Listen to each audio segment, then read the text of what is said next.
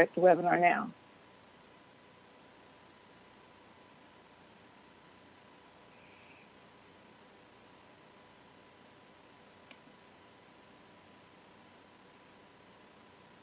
Recording in progress.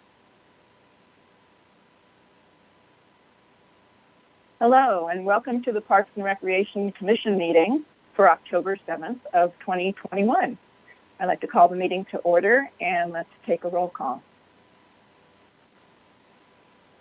Chair Standing? Here. Vice Chair Shu?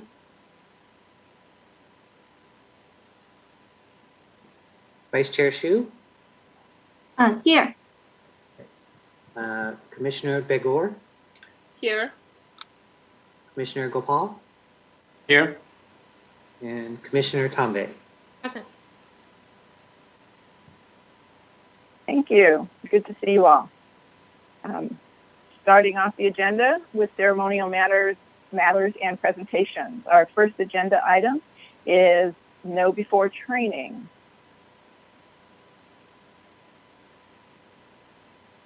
And I believe Tuan is here from IT to provide us a presentation on the item. Good evening, everyone. Let me share my screen.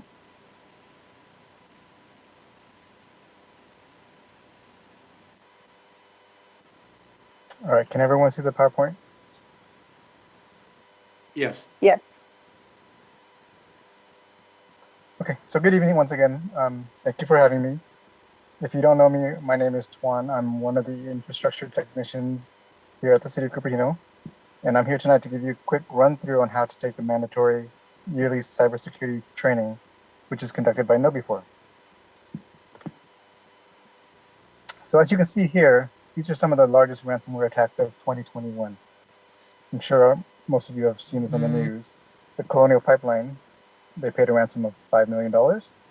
Brentag, they paid a ransom of 4.4, and JBS Foods, 11 million. Now keep in mind that the ransom that they paid, that doesn't include the cost of what it would cost them to rebuild their infrastructure after they paid the ransom. And then below that, you can see some that have not paid yet. DC Police, Acer, ransomware hit them, prevented their users from sending remote commands to their vehicles from the app. I'm sorry, that's Kia. T-Mobile, there was no ransom, but they threatened to sell the data on the web. So how is ransomware spread? The most common way is via a phishing email. So you may get an email that says it's coming from someone that you know, asking you to click on a link, open an attachment, or enter some type of credentials. You might get an email, for example, from IT of Cupertino, saying, "Hey, your password's expiring. You need to enter your credentials in here to confirm it before we disable your account." Right? The one thing to know is IT is never going to send you an email asking you to enter your credentials and username. So once you enter that in, they have your credentials, they have access to the system, your mail, whatnot. If there's an attachment that you click on, it may download malicious files to your computer and spread ransomware that way.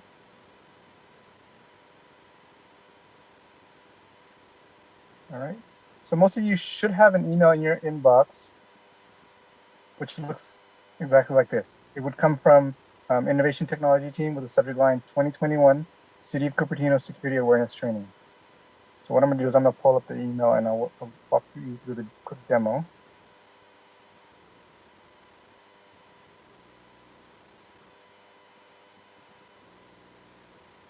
right, so if you click on the training.knowbe4.com link, it should take you directly to the KnowBe4 website and log you in and you'll enter your email and your city password here. Now, for those of you that don't remember your password, you can reach out to the help desk at Cupertino.org and we can help you reset that.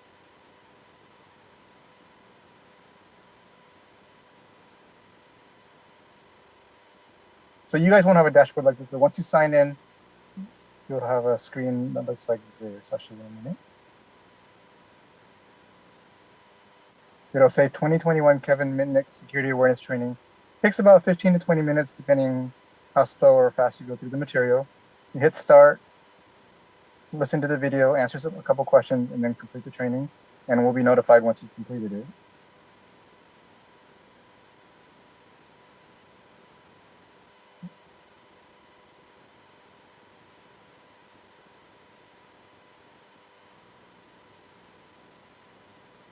So I'm going to skip the next slide because it's the same as what I just did. Okay, so that concludes a quick walkthrough. Does anyone have any questions? Has anyone checked their inbox to see if they have that email? I received it twice. Okay, perfect. Yeah, I just checked it, but I didn't even open it because I was just still cautious. So I haven't opened it until you said so now. So thank Got you. it. Got it. All right, so starting from today, you have about 21 days to complete the training.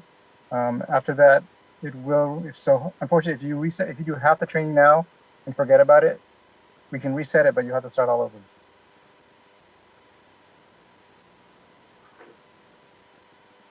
Okay, does anybody have any additional questions?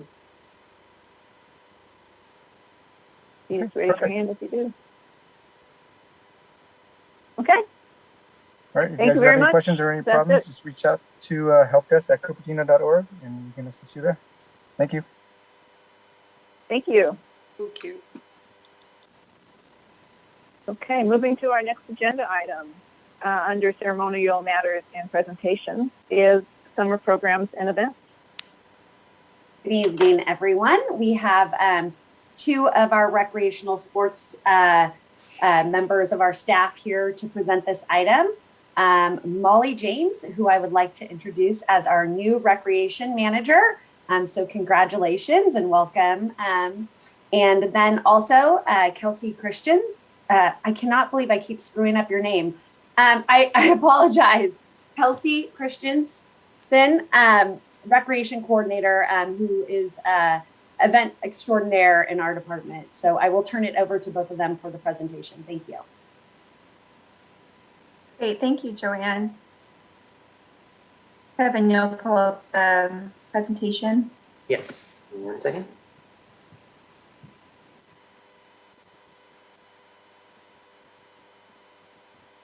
All right, so we will start with our annual Blackberry Farm update.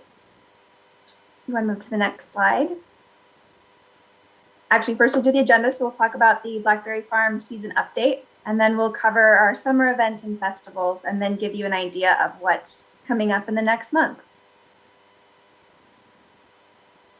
All right, so Blackberry Farm. So just to start with, we were open for a little bit of a shortened season this year. So Blackberry Farm operated between June 15th and September 26th.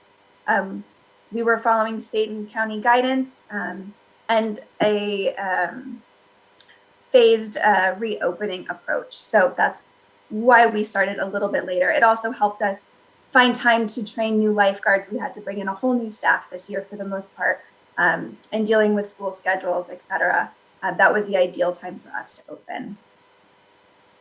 So talking about Blackberry Farm swim reservations, we made several changes to our drop-in swim model this year. First, we updated the weekday hours to accommodate our Learn to Swim program, opening at noon instead of 10 a.m. Second, in response to the pandemic and patron and staff safety, we instated 1 hour and 45-minute swim blocks. On weekdays, there were 3 swim blocks, and on weekends, there were 5. Each swim block was capped at 75 people, which helped to ensure social distancing in the water as well as on the grass area. Overall, we received a lot of positive feedback from the guests about the swim blocks, many people expressing how safe they felt in the facility. The slide was also closed this season due to the size of the platform and the inability for lifeguards to distance themselves from riders. Our numbers were great this year, all things considering.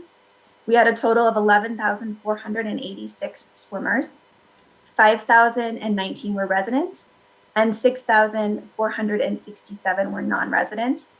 That's about a 44% residency rate, which is a little higher than what we see on average. For reference, during the same date range in 2019, We had 11,999 swimmers with a 40% residency rate. Next slide, please.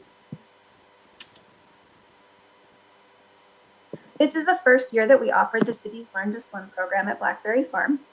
We were planning to use Blackberry in 2020, but the pandemic had other plans for us. Historically, the program was always held at one of the local high schools, where we would rent the water at a cost of approximately $25,000 to $30,000 for an 8-week period of time. Between the price and then the increasingly limited availability in pool space, it made sense to move the program to our own facility. Another notable benefit of running the program out of Blackberry Farm was the ability to use lifeguards for both swim lessons and our drop-in swim, or reservation swim as we called it this year. Previously, there was a separate staff for each program. Lessons were held from 9 a.m. to noon and 6 p.m. to 7:30 p.m. Tuesday through Friday. And parent-child classes were held on Saturdays and Sundays from 9:15 to 9:45 a.m. As a COVID precaution, we only offered private swim lessons and semi-private. The private swim lessons were incredibly popular and filled up very quickly. We also offered the option to have adaptive needs swim lessons and adult-only swim lessons. Next slide. The picnic sites were also available for reservations this season. Following county guidelines along with the phased approach to reopening, only one group was allowed in the picnic sites per day between June 15th and July 16th. Beginning on July 17th, we allowed multiple groups to use the site in one day as if we would have done any other year. We had quite a few reservations that booked between July 17th on. However, early to mid-August, the Delta variant became a concern, and we had quite a few groups who chose to cancel or postpone their reservation. There was a 61% residency rate for picnic rentals, which is the highest that staff has ever seen. Historically, the rate teeters between 40 and 50%. I'd also like to mention that the cafe was also open this season with a limited menu that included prepackaged items, beverages, and then food from the fryer. The cafe wasn't as popular as it has been in previous seasons, and staff believes that that's probably due to COVID-19 precautions, as well as a shortened swim block, less time for people to purchase a full lunch while they were at the pool. Next slide. And finally, what you've all been waiting for, it's our favorite day of Blackberry Farm, the Pooch Plunge. In an attempt to limit overcrowding, the event was broken down this year into 3 separate 45-minute swim blocks. Each swim block was capped at 40 dogs, and we had a total of 109 dogs registered total, 49 residents and 61 non-residents. Next slide, please.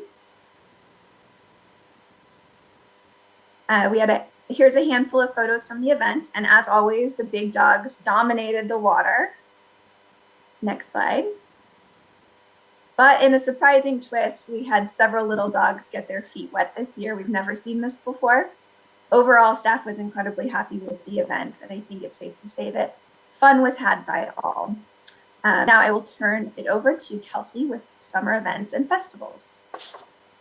Thank you.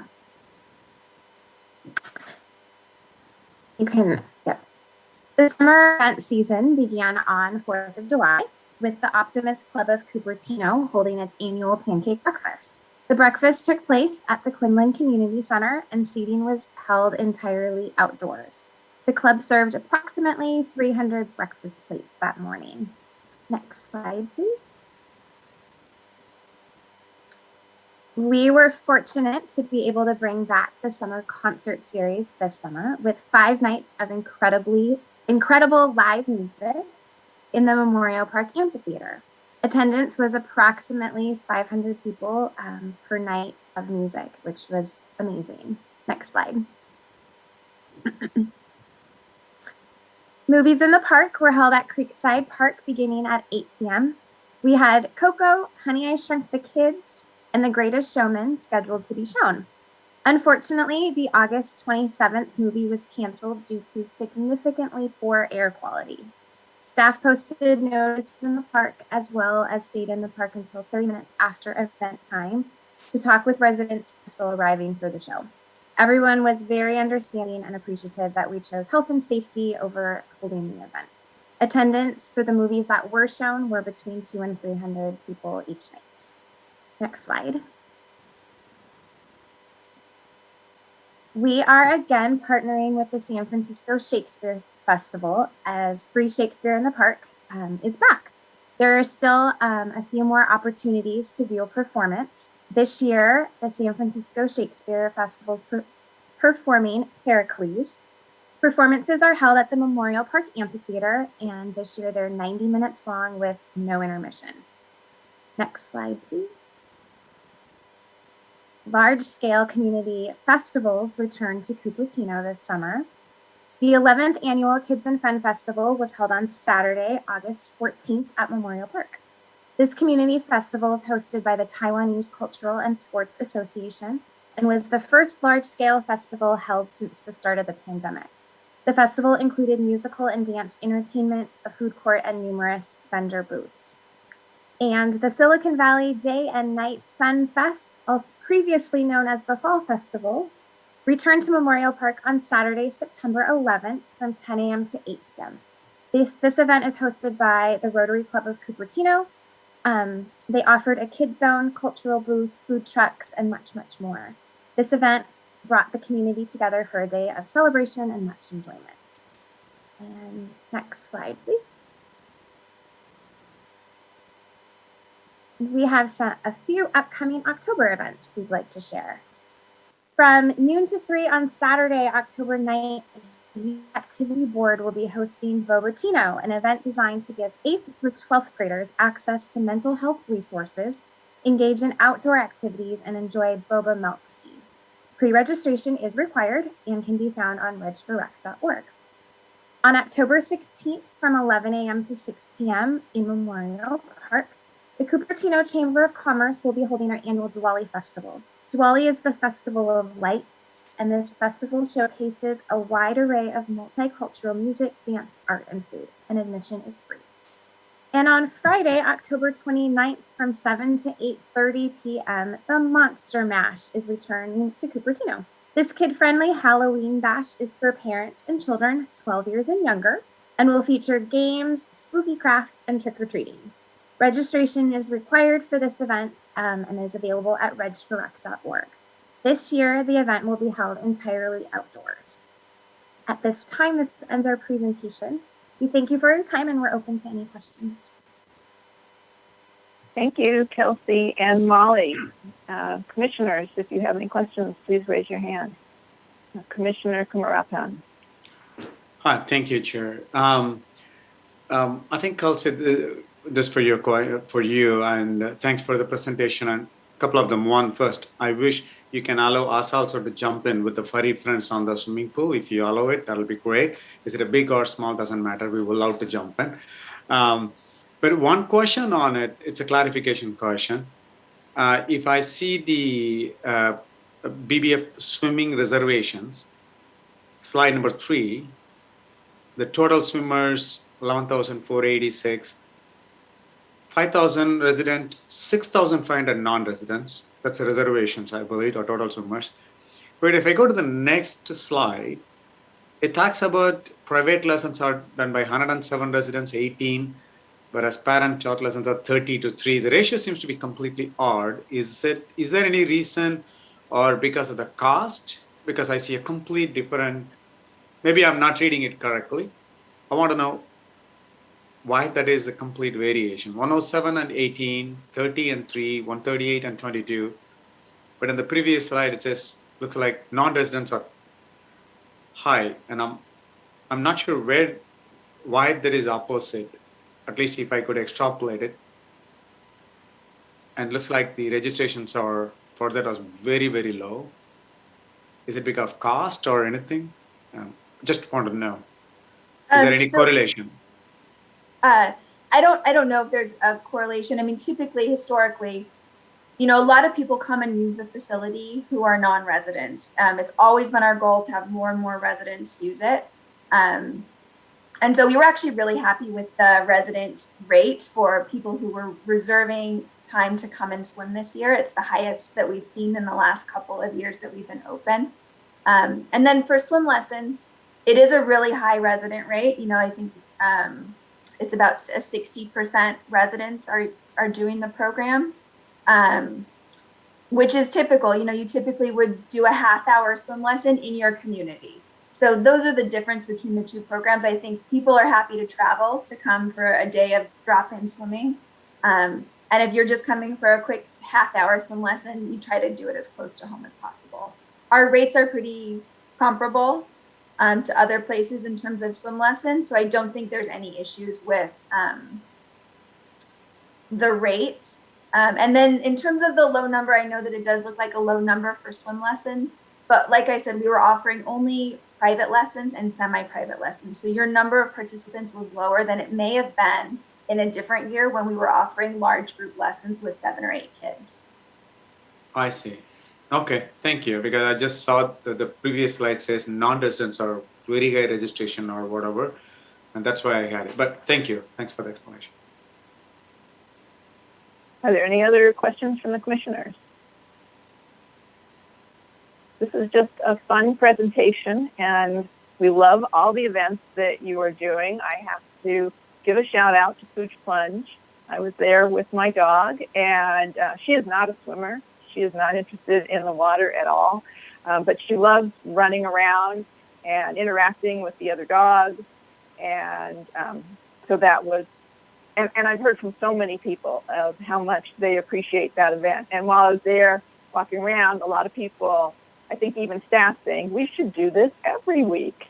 And obviously that's not possible, but to the extent we could do it more often, I'm sure there would be definite interest and demand for that. And, you know, the dogs got along really well. We didn't have any, at least in the hour that I was there, no lifeguard saves as there were last year. But it was very well organized. And I'll talk about the Day and Night Fun Fest a little bit later under our commissioner report. So thank you so much, both of you, for all of the events that were put on this summer at all the locations. I know it's a challenging time with COVID, and you have to be very Johnny on the spot, I guess they would say, to be flexible and changing with the requirements, and we really appreciate all of that. So thank you very much. Let's move on to item number 3. The subject is the Senior Strategy Survey. Yes, I will be providing a short presentation for you all on that item.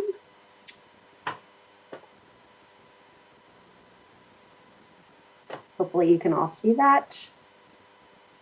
Let's move this out of the way. Okay, oops. So, good evening, commissioners. Tonight I'm here to present some information on a survey we will be distributing. The survey addresses a City Council work plan item, and the intent of this presentation is to garner your support in spreading the word and encouraging participation in the upcoming survey. As you all well know, senior strategy is one of the top 10 items on the City Council's work program for fiscal year 21-22. It encompasses 5 focus areas, including technology, housing, transportation, food access, and physical and mental health. Staff is currently putting together a survey which will seek to determine needs amongst our senior population and the level of awareness of services provided. The survey will be distributed in mid-October and will be available online at cupertino.org/senior and engagecupertino.org. In addition to the digital survey, hard copies will be available for pickup at the Quinlan Community Center, Cupertino Senior Center, and the Cupertino Library. Completed forms may be returned at either the Quinlan Community Center or the Senior Center. Once the survey is live, it will be announced on the city's social media outlets and in the city publication, The Scene, and in the Cupertino Senior Center's newsletter, The 50+ Scene. That's all I have for my presentation. Happy to answer any questions you all might have. Thank you. Questions? Commissioner Tombe? Yeah, I was wondering if there's any partnership with Main Street to do information distribution, posters. There's so many people, and it has a pretty diverse, age demographic as well. So like people who like come with their grandparents and with their additionals, I think might be a good way for us to, not just for this, but for all surveys. If there's any kind of, we have a park over there that maybe we can put a sign out or something. Do we have anything like that? So I think the city is in the process of bringing on a new economic development manager. And so I would, definitely work with that person to reach out to the businesses, but we can definitely let staff know to reach out to the chamber and coordinate with different locations like Main Street area, as well as post informational flyers at the parks that have bulletin boards and such. Yeah, that would be great. Thanks. Yeah. Commissioner Kumarapan. Yeah, thank you. Dr. Chuman, the question is, maybe I missed it in the previous meeting. So what is that we are trying to get out of the strategy? Do we already know what questions and what do we wanted to get out of it? I know it says mid-October. So yes, I mean, it's a baseline for us to get information about what resources people are aware of and what needs they may have. So it's a baseline. And so we will be bringing you an update on the item at the next meeting in November. Oh, there is robust. no. Yes, Okay. yes. Okay, thank you. Okay, Vice Chair Shu. I have two questions. One is about the hard copy distribution. It mentioned there's some hard copies at Cupertino Library. But I remember in the past, there are some flyers by the window, so next to the front door of library. But after pandemic, the area was cleaned. So I'm wondering where we put the hard copy in the library. I don't know the specifics of that, but I know that staff have coordinated with the library to have it available. Okay, and I have another question because as I know, my mom and her friends usually they visited the senior center every week, but after pandemic, especially those Asian seniors, they got very cautious. So I'm wondering, maybe I'm wondering if the result of the reach out, would maybe this time not so many senior can get a chance to know the information. Just have a question about the timing, nothing else. Yeah, no, it's not optimal for sure. The senior center is open 2 days a week right now on Tuesdays and Wednesdays.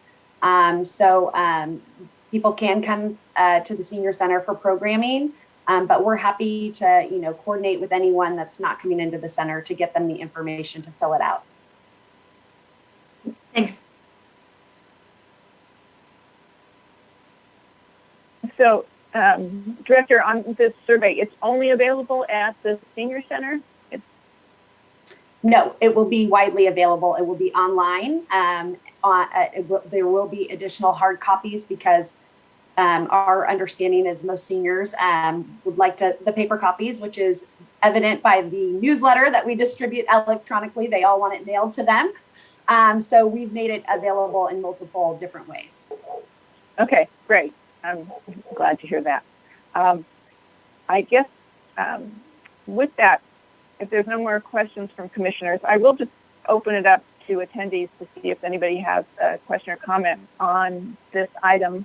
I had not done that for the IT presentation, which was, I think, is really directed at the commissioners, and we'll do a catch-up. If anyone from the community online would like to comment on the senior survey, please raise your hand now.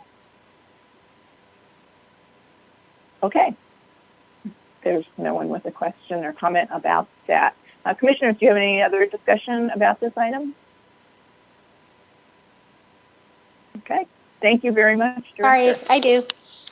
Oh, Commissioner Tombe. Yeah, the reason I brought up asked about Main Street is because there are a lot of seniors in Cupertino who are living with their kids, and they don't necessarily go to or have access to the senior center. So I'm just trying to find like alternative ways of communicating with them, and especially given how unaffordable Cupertino is for 99% of the country's population, including seniors. I just want to make sure that it's reaching people. And so there's a couple of other organizations that we've partnered with, like Age Friendly Cities.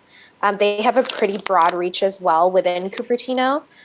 There's also local, not necessarily I think it's called, hold on, I'm looking it up right now.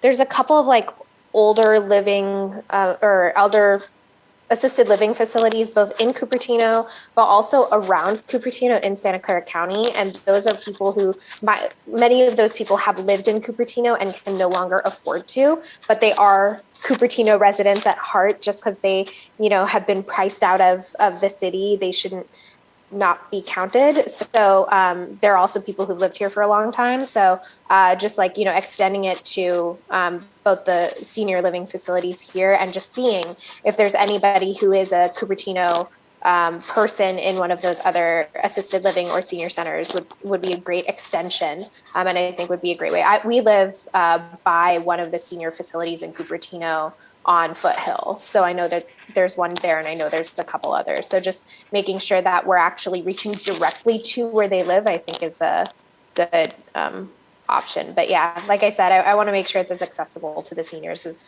as possible. And then also we worked with the library, not commission, the foundation.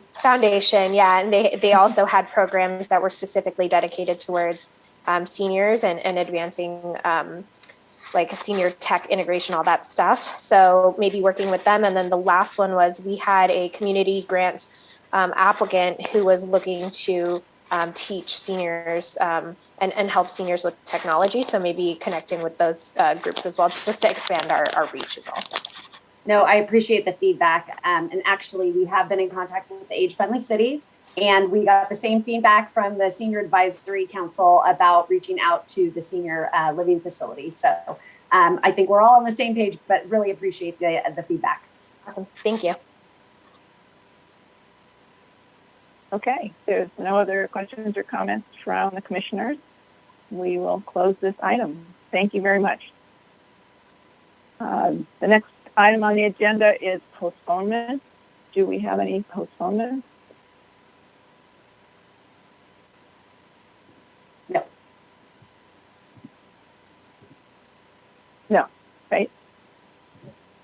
Actually, sorry, before that, I think you passed the approval of the minutes. Oh, I apologize. Yes, that's the next item. Approval of the minutes. Item number 4. Thank you, Kevin.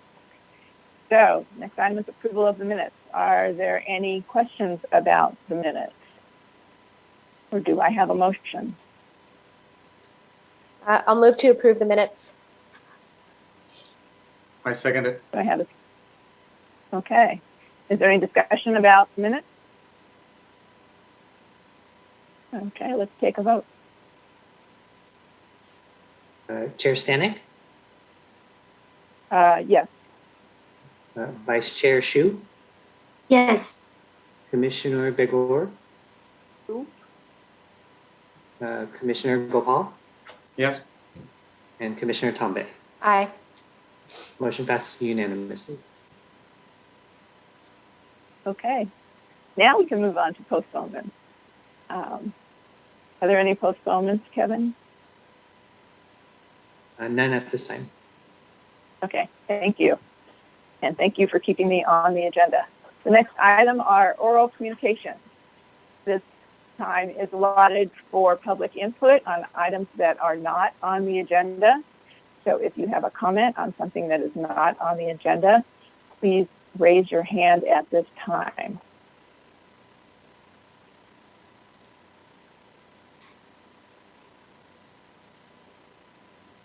Okay, There are no hands raised from the public, so we will move on from oral communications. Are there any written communications?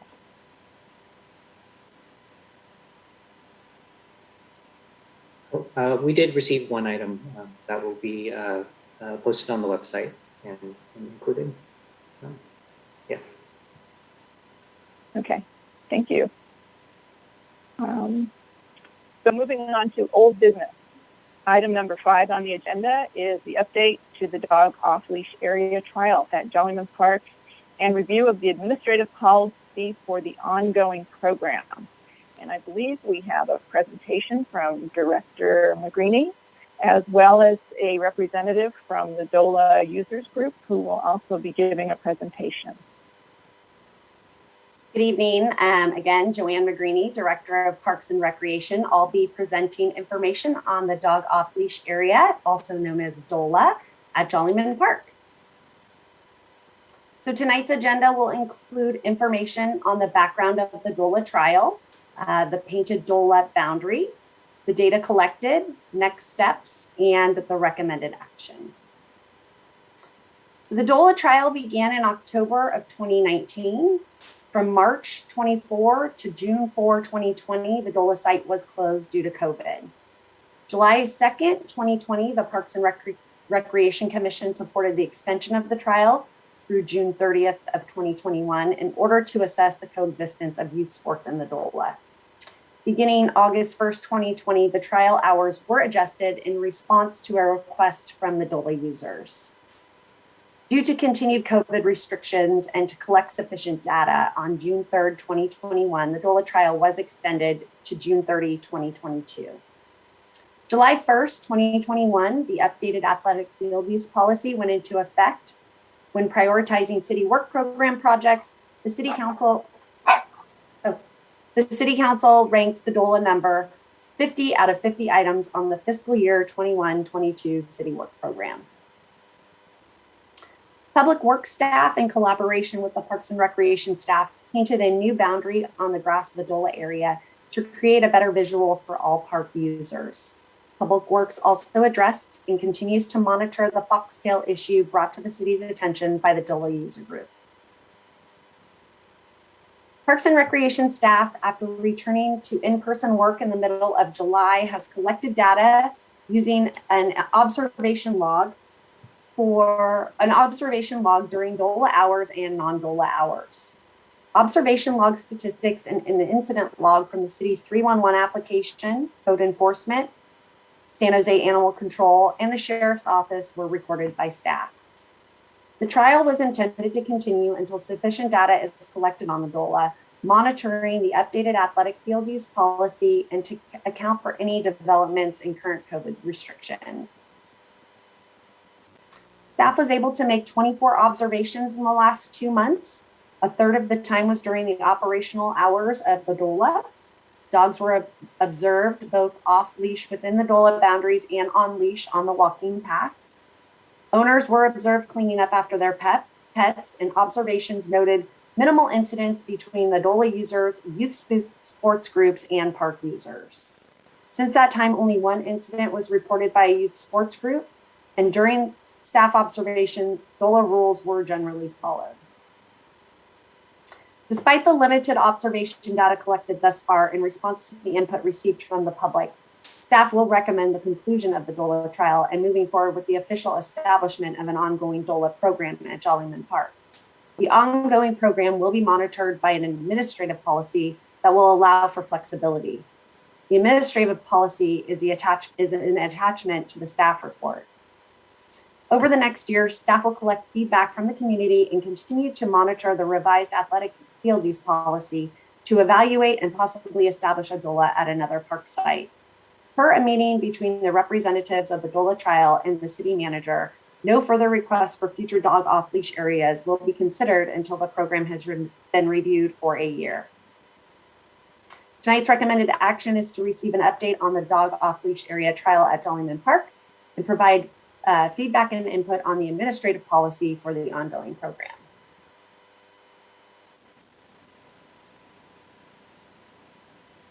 Take myself off mute. Thank you. I think I'd like to hold questions for the until after we've also heard from the DOLA user representative. And then we'll take questions from commissioners, and then we'll open it up for comment from the public. And after that, we'll bring it back to the commission for discussion. So at this time, Louise Yes. Badati from the DOLA user group will be presenting her presentation from the DOLA user group. I'm trying to start my video, but it says that the host is stopping me from starting my video. So Kevin, could you turn on my video? Louise, try it now. Okay. Perfect. Here I am. Thank you. Let's see. Thank you. So next slide, please. Thank you, Joanne, for putting the Jollyman DOLA on the Parks and Recreation Commission agenda to update and progress us to permanent status as an ongoing DOLA program.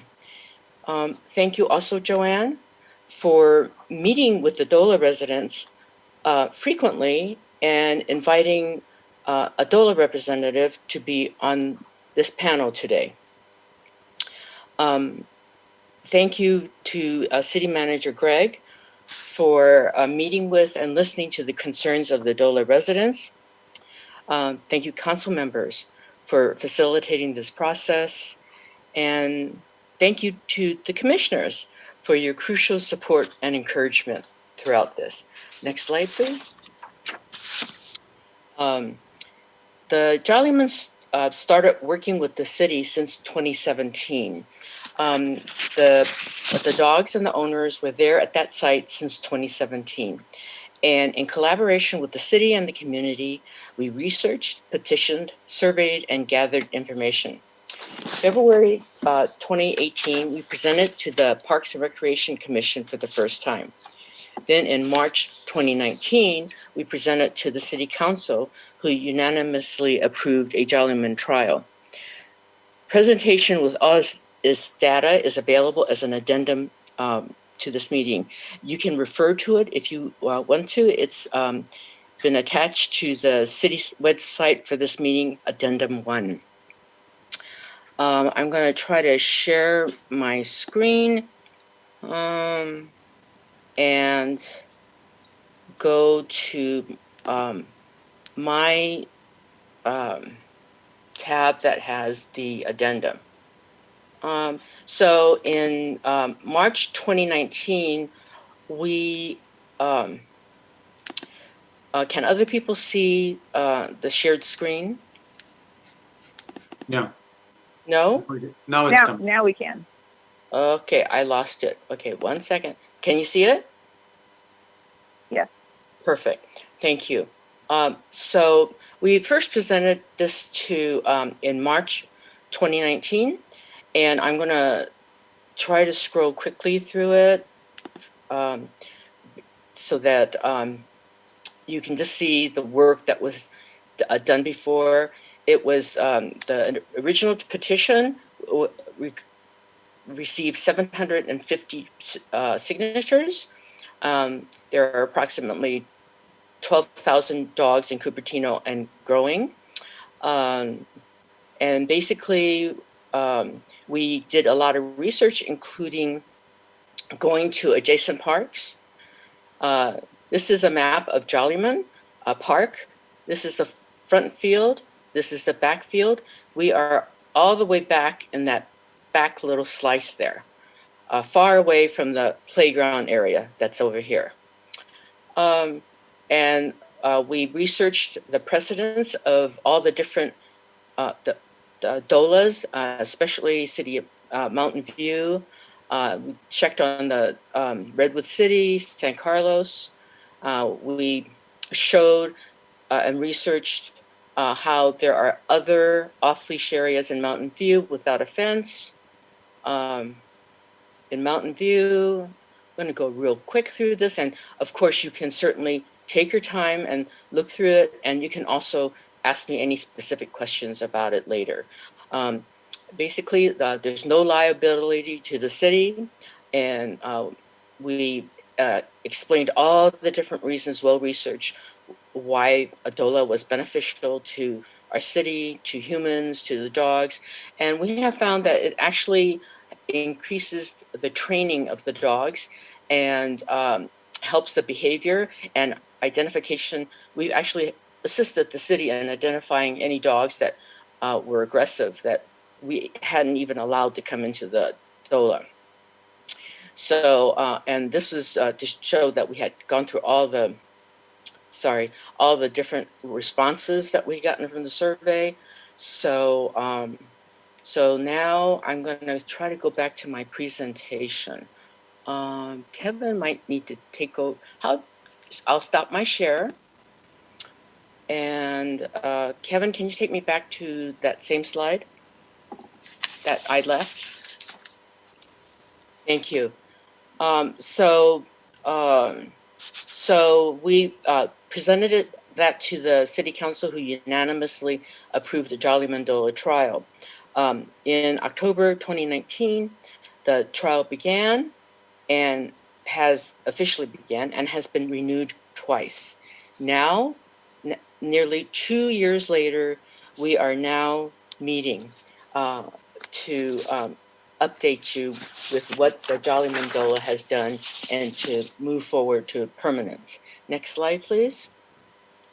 The DOLA data, since the trial began in 2019, we have been collecting Jolly Mandola data since November 2019, the trial having started in October. I'm going to try to take you to, again, my screen. I'm not too swift on this. Kevin, do I need to do an escape? Oh, there we go. So I'm going to try to share with you my slide of our DOLA data. Thank you for your patience, everybody. And so you will see that we started in November 2019. We have the time, the number of dogs, and what other activities were occurring in that area. We're not seeing that. We're not seeing that share. Okay, thank you for saying that. Kevin, what do I do? I'm not seeing anything in the bottom of this. Here, are you selecting the? Are you looking at the Zoom screen?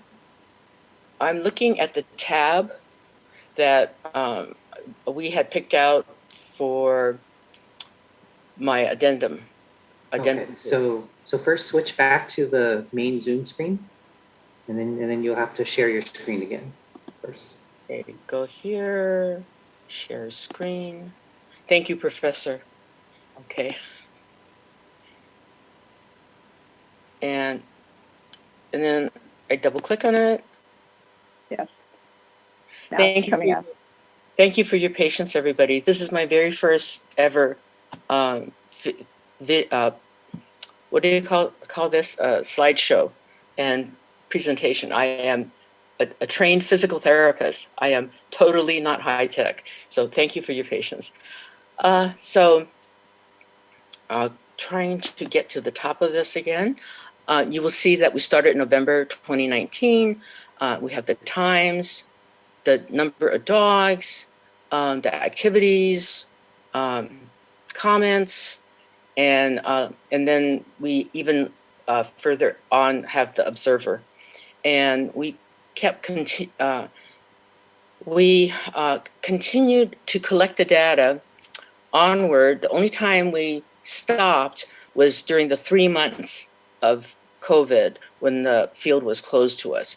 But we continue to collect data. You can see, how we faithfully collected the data on and on and on. And we actually have data into September, but I was trying to get my information to Kevin in time for the slide. So this is an ongoing thing that we're doing where we're collecting the data.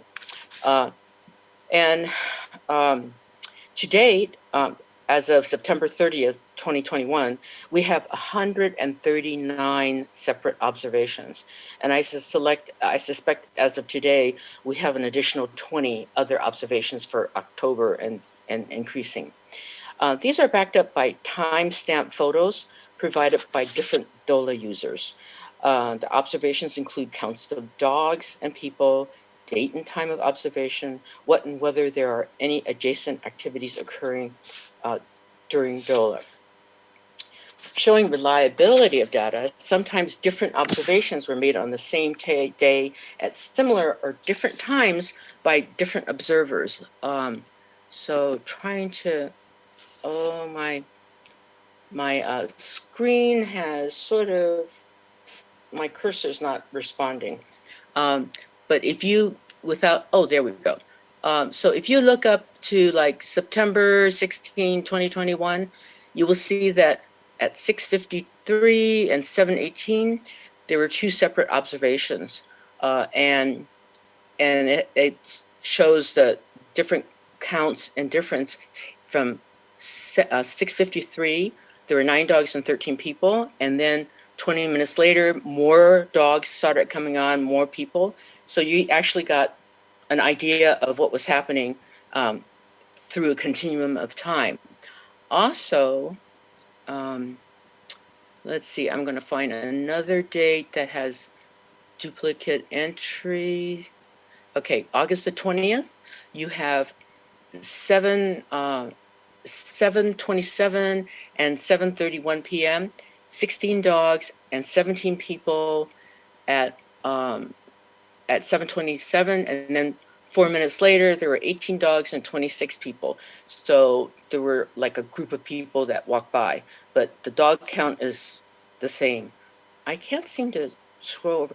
And then on the right side, you see that there were no activities, and you even have the name of the person that did the observation, made the counts, and did the photos to back this up. So this was. Louise, I think we get the log. Can you continue to move on and try to wrap it up in the next couple minutes? Thank you. Sorry. To ensure validity of data, the raw data from these observations were only entered by 4 trained DOLA people that were trained. The observation data will continue indefinitely by Jollyman DOLA until the Jollyman DOLA achieves permanent status. There have been, next slide, please. We'll stop my share. Oh,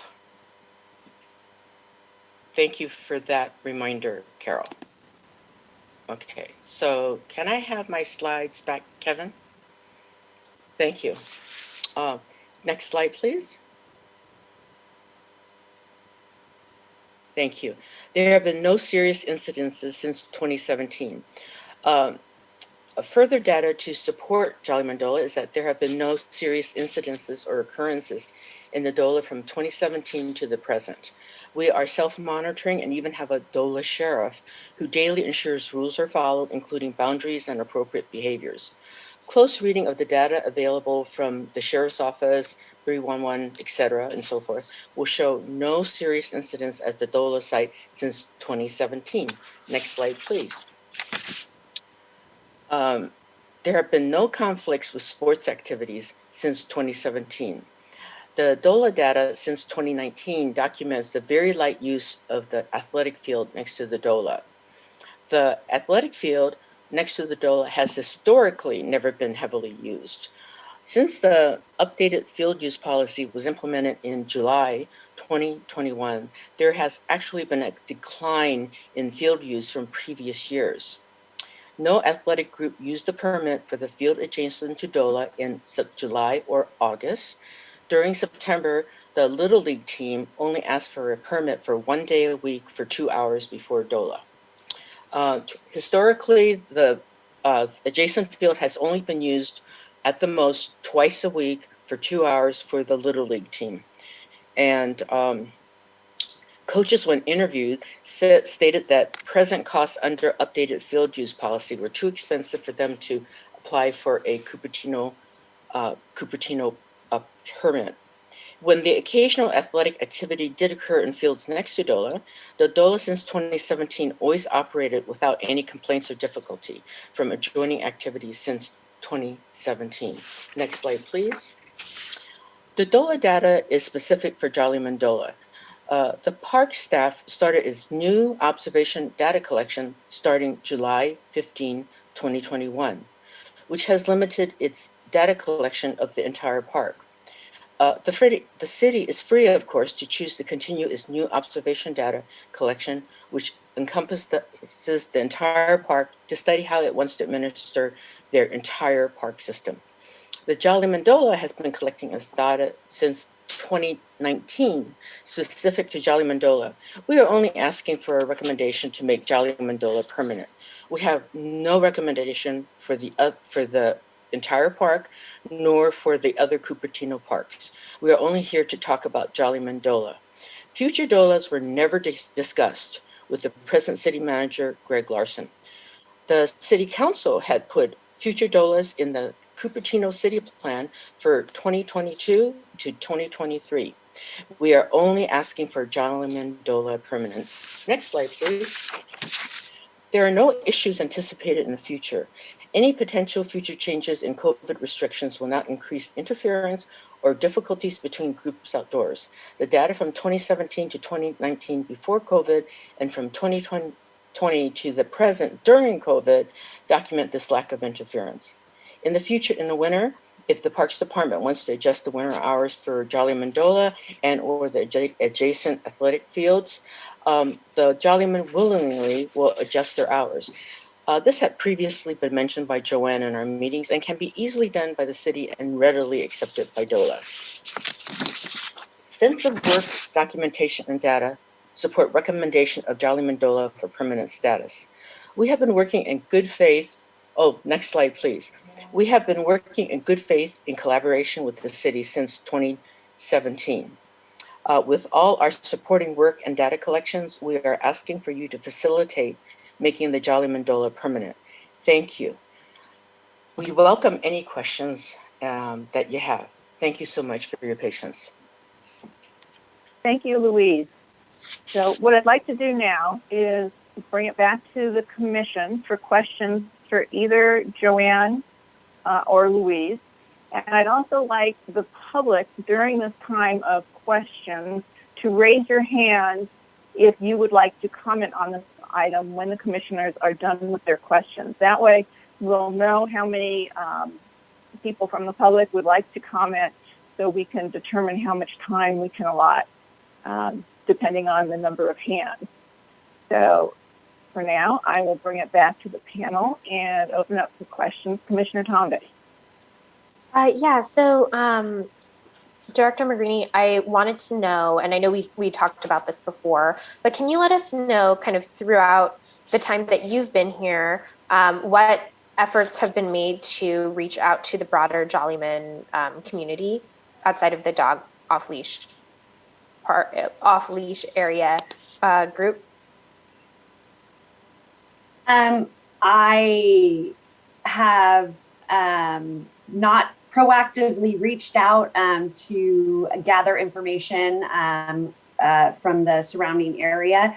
Like a lot of things in the city, we're complaint-based and respond to complaints. And so, that is the methodology that normally is utilized. We did send a letter out to the surrounding area prior to this meeting last week to alert them to the status update and to invite them to attend the meeting to get the information. But that's really been the majority of the outreach.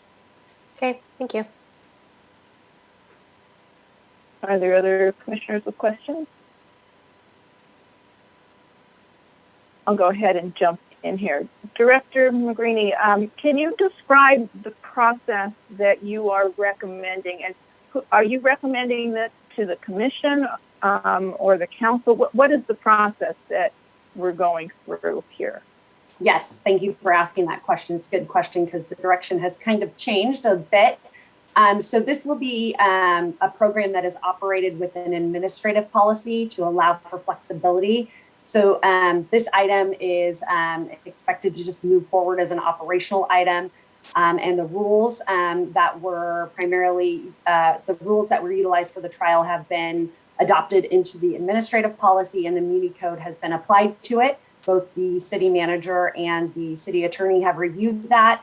And under the Muni Code, the ability to have an off-leash program as a city authorized program is allowable. So that's the direction we're moving. So there's no need to approve this. If city council wishes to have this policy come to them, they certainly have that ability to call it up, but we will be proceeding with an administrative policy for an operational program at the park. And the timing on that? Just provided your input and feedback, we should be able to update the website and signage and such within the next month. But as of tomorrow, it will be operating in the same format that it has been operating today. So the same format, but not considered a trial anymore. Correct, an ongoing program. Okay, Commissioner Kumaraka. Yeah, thank you, Chair. Dr. Juman, so almost kind of the same question I had it, but I think based on you just answered it.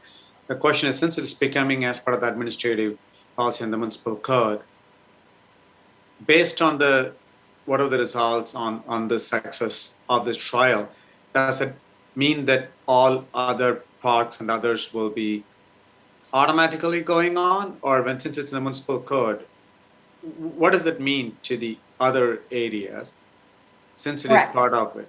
This will only be a program that will be operating in the next year at Jollyman Park. But the administrative policy gives us the ability to be flexible in case we need to change hours or do anything of that nature for this current program. But as I stated in the presentation, future parks will be considered after we monitor this program for a year. Oh, got it. Okay, thank you. On the timing of that for future parks, we've been monitoring it ongoing. Wouldn't that be per the cities in their work plan as they describe it for next year of when that really makes sense?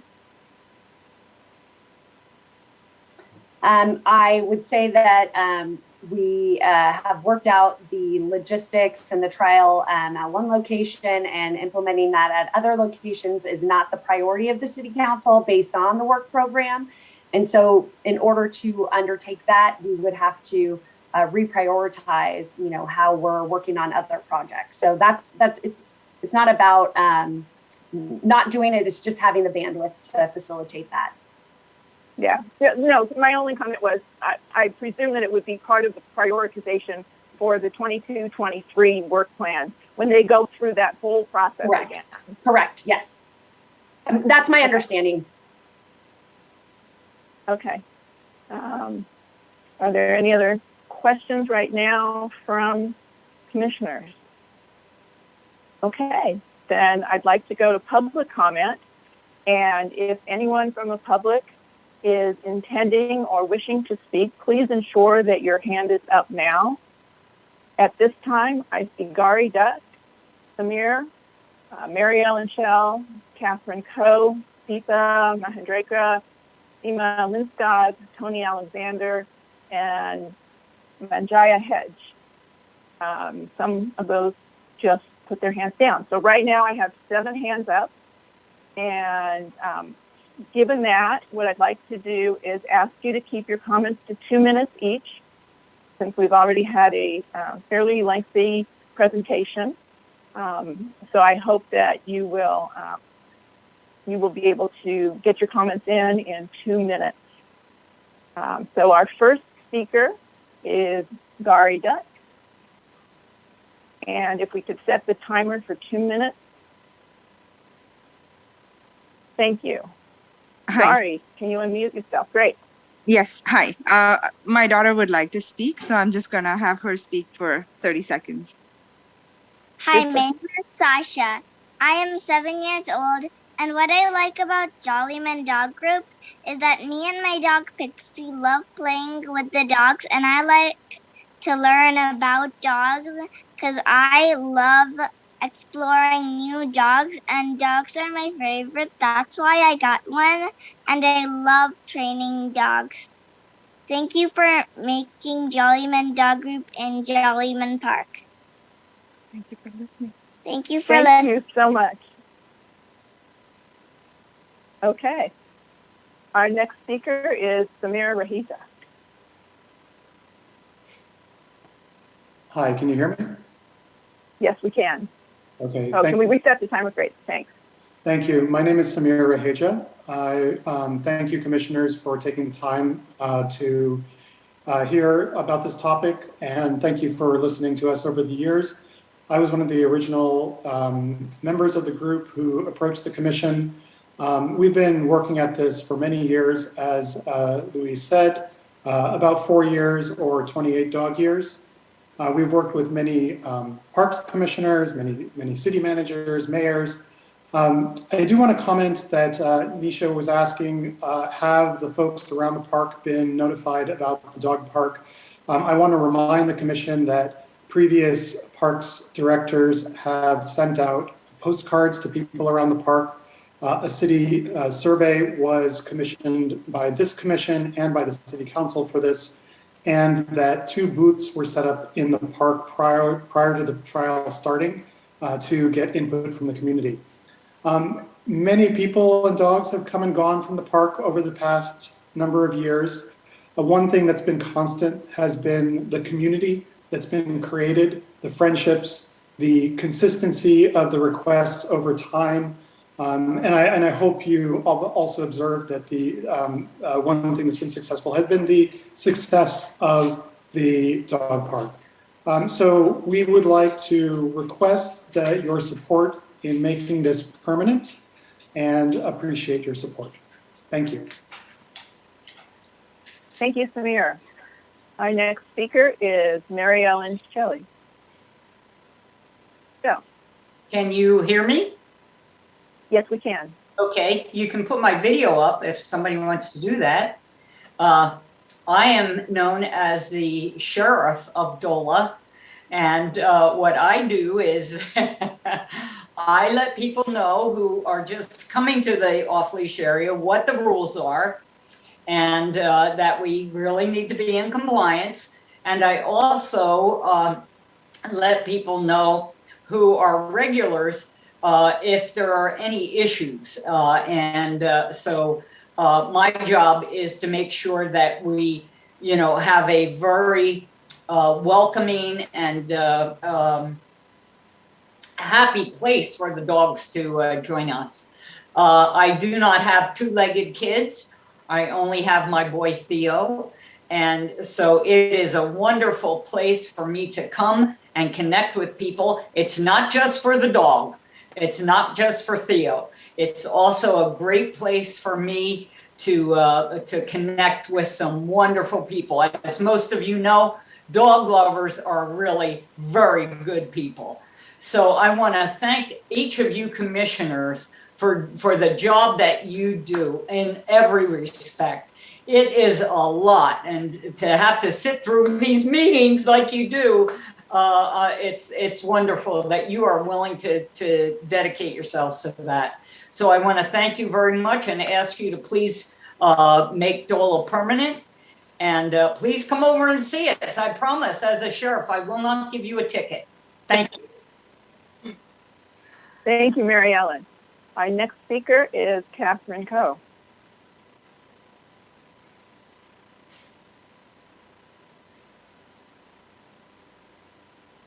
Catherine, can you unmute yourself? Is that it better? Yes, much better. Okay, sorry. My name is Catherine Coe. I live on Tuscany Place, adjacent to Jollyman Park. I can see the park from my front window. And I did send a letter to the commission, but after 5 o'clock, so I will just read it right now to get it into the record. As far as I know, the neighbors have not been contacted to give their feedback for this particular meeting. As one such neighbor, allow me to provide you with some. Dog owners continue their previous bad behaviors. As soon as they reach the edge of the park on Tuscany, many people unclip their dogs' leashes and allow their dogs to run unleashed to the back of the park. Also, people who are coming from the Stelling parking lot do the same as soon as they hit that larger grassy area. Dogs are frequently found exiting the Dola area and running onto the baseball infield. This in some cases is encouraged by owners who throw balls there for their dogs to chase. During the winter months when the fields were closed due to excessive water, not due to the COVID, but because of the water, dog owners continued to congregate and allow their dogs to tear up the turf. There are many, many times when the Dola area is used outside of hours, most frequently by individuals or small groups, and this often occurs at lunchtime, which is outside of this purported monitoring done by the group. And the hours remain problematic.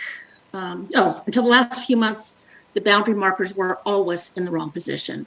It was only in the last 2 months when they put up the permanent lines that people are actually staying within the lines and not extending the markers by 10 to 20 feet, which for the bulk of the time has been what's going on. The hours remain problematic. Sunset's a moving target. There's no standard time. It was supposed to be self-policing. Clearly it's not, and I'd like to continue because the pro people have had a much longer. Can you wrap it up, please, Catherine? Can I have a full minute because the pro people have had many, many minutes. May I have one more minute? If you could, just please wrap it up if you could. I feel like I'm not being able to express an opposing view in the same manner in which pro people were. However, these dog lovers have been running a Dola there for the past 15 years. It was only in the past 2 or 3 years that they organized and it was made legal. They were awarded for their bad behavior. Their continued bad behavior is going to be awarded by making this permanent. The Dola makes the park less friendly, both to people and to leashed dogs. My family declines to use the park despite living across the street from it anymore. And okay, Catherine, thank you. I think we need to leave time for other people. Thank you for your comments and for your letter. I know that that is has been received, at least has come into the commissioners' mailboxes, and they will have an opportunity, if they haven't already read it, to read it. Our next speaker is Deepa Mahendrekar. Yes, hi, good evening. Can you hear me? Yes, we can. Hey, all right, awesome. A fantastic evening for myself, Manjaya, Samir, and a few others who started this journey in 2017. Thank you. I think this has been an amazing and persistent call with us. I just wanted to take a few minutes to kind of address some of the issues that Caroline brought up about, I don't think I can address everything, but I still want to take the opportunity. Regarding the boundary lines, for the past quite a few months now, we have white chalk lines and signs which define the boundary of the Dola, and that's being respected. So that kind of addresses that issue. Regarding the Dola hours, it has changed around from being fixed 4 to 6, 5 to 7, 7 to 9 to actually matching the hours, because nothing else really stays in compliance. The only thing that stays in compliance is matching the hours that the park operates, which operates for 1 hour after the sunset. And that approval was actually thought through and approved by the commissioners over here. Probably not all the commissioners, but the commissioners over here. So it was a point of discussion that was fully thought through. Last one was something about, yes, multiple times surveys have been conducted by the city, not private citizens like us, but by the city, where 78-80% of the respondents have been in favor of Dola. And this was conducted before Dola trial even began. And that basically shows you that you have more dog-friendly people willing to take this and do this. And the data that we have collected basically does show that we have been in compliance with the rules that put in place. I want to end by saying It is better to have rules in place for people to follow. It makes it much more safer than to not have rules in place at all, which is how I agree we were. So we were before 2017 that way. We wanted to make it official, which is why we took 4 years, relentlessly pursued it. Thank you. Thank you, Deepa. Our next speaker is Sima Linskog. Hi, everyone. So first of all, I wanted to congratulate the DOLA folks. I know you guys have been working really, really hard for the last few years and really amazing results. So very proud of each and every one of you, and want to say thank you to Joanne McGreeny for taking the time to thoughtfully work through this with them and collaborate and cooperate with them. And hopefully we will be talking about other DOLAs soon. So I just want to make a quick point on that. The Jollyman DOLA residents cannot speak for residents near other parks. I mean, they can't make commitments on their behalf. And I mean, that's just as a point of order. So, you know, while we're happy to have those conversations, I think we have to have those conversations separately with each group of residents around each of the different parks. And we look forward to having those conversations. And I think there's a lot of good lessons learned here. So we will definitely be reaching out to talk to you, Ms. McGreeny, to start to at least collect data, even if I understand we can't start approving DOLAs in other parks, but maybe we can start collecting data, you know, resident-led spreadsheets like we've done at Jollyman DOLA. And there's a lot of work I think we can start doing between now and you know, early May, June 2022, when the new city work plan gets developed, and we can potentially put some of the DOLAs on there. So a lot of homework we can do there. So we look forward to talking with you about that. Thank you. Thank you, Seema. And our last speaker is Tony Alexander.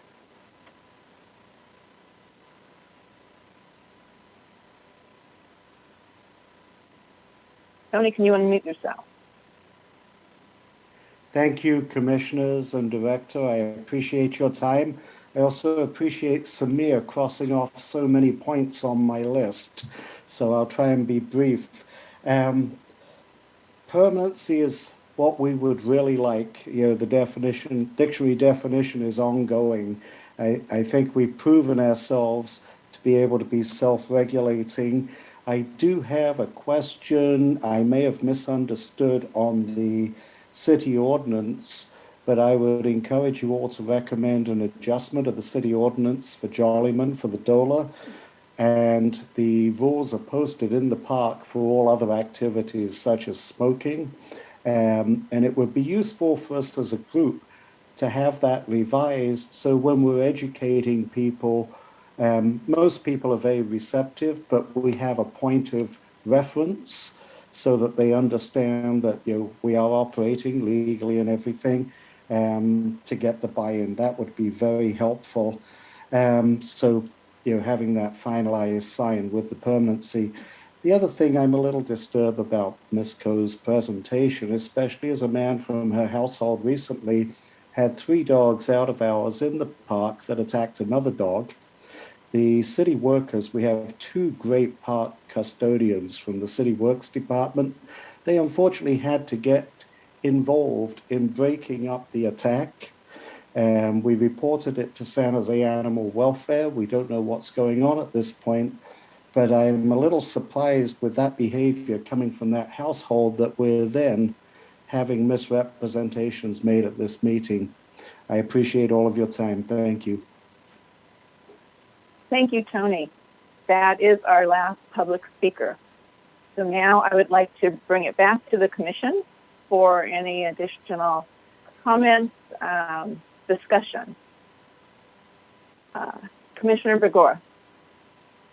Hey, thanks everyone for all of your opinions on this, and you know, all the hard work that's been done by both the director and you know, the city staff, and as well the DOLA. I have a few things that I kind of want to understand clearly. Director, is there just going to be one sign that says the DOLA? You're going to have multiple places where you will have the sign along the white marking? We'll have to work through getting updated signage, but I agree it's helpful to have the rules posted and information out there. It just won't happen tomorrow, so we will be working, and we'll definitely get feedback from the community on whether or not there's enough signage or if it's in the right location. So we'll work to get that correct. Right. Okay, good. And then with regard to the administrative policy that was there, I have a few questions or comments. So basically, the expectation is that everybody who brings their dog there the dogs are licensed and vaccinated, which is a good policy. But how are we enforcing it, or how are we verifying that the people that bring their dogs are both licensed and vaccinated? I would assume if a report was made to any of the entities, whether that be code enforcement, the sheriffs, or San Jose Animal Control, and that they would come out and ask for that documentation to be provided. There are tags that the dogs have to wear, so that would be brought up at that time. Okay. Then maybe we can have, I'm assuming the DOLA folks already have some kind of a checklist, or at least some kind of a list that says they know all the dogs that come there, or at least most of the dogs that come there. Maybe they can also kind of, part of their self-enforcing or keeping the rules together, they can track that. That would make this much more valid enforcement, as opposed to waiting for an incident to happen and then finding out that the dog was not vaccinated. Because if the dog, the license I can see as a fine that can take care of, but for whatever reason somebody missed a vaccination, that can have a very devastating effect on the person person/dog that gets affected, if the dog's in a fight. So I think it would be nice if the DOLA folks would take that action to sort of self-police themselves on making sure that all dogs are there. Also, I see nowadays, back when I had a dog before 2017, dog walkers were not so common. So as part of the administrative policy, is there something that says, what if the dog walker has brought the dog there and the dog bites somebody or does something bad?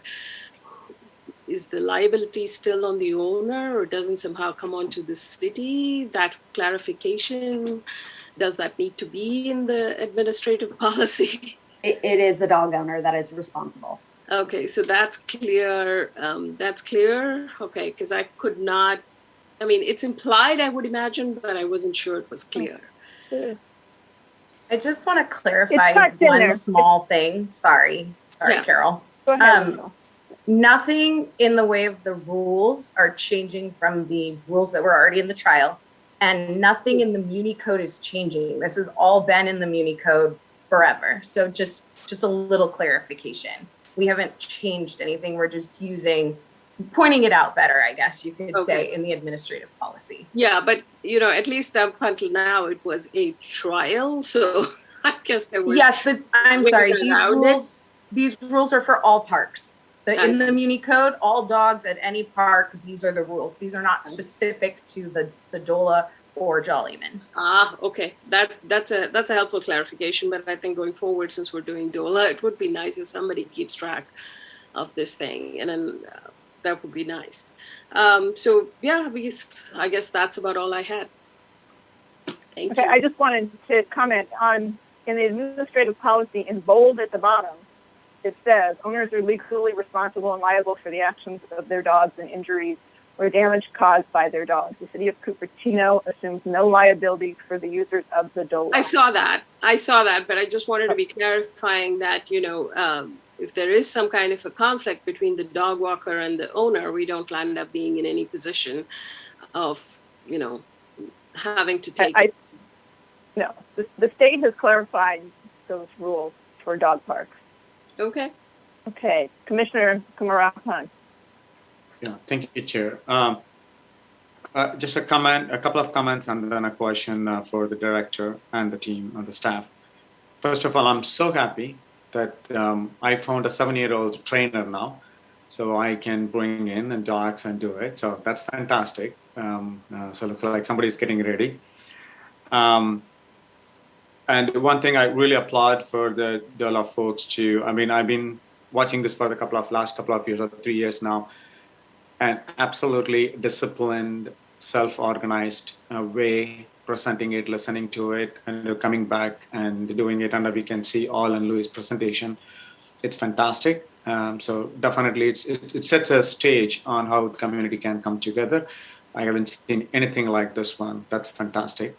A couple of comments on that one. One, I think in the last slide of Louis, it says that DOLA will adhere to any changes for either the field usage policy or the city policies. And I would like to make sure that that also includes, like one of the residents talked about it, as how they see that this is not helping kind of. So if any of those input comes, and I wanted to make sure they also take care of not just the city's inputs or the ordinance or the field usage policy, but also residents nearby the park too. I think that will really help because you're doing it for the right reason, but I want to make sure that gets in.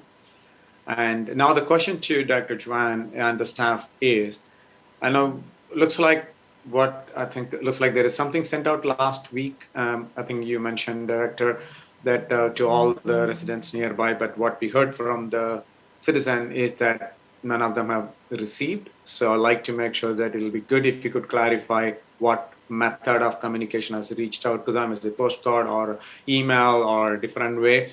Because that seems to be a little bit contradicting on it and looks like they maybe missed it, but what it is, that'll be good to clarify it. That's the only question or things I request, Dr. Sure. Yeah, absolutely.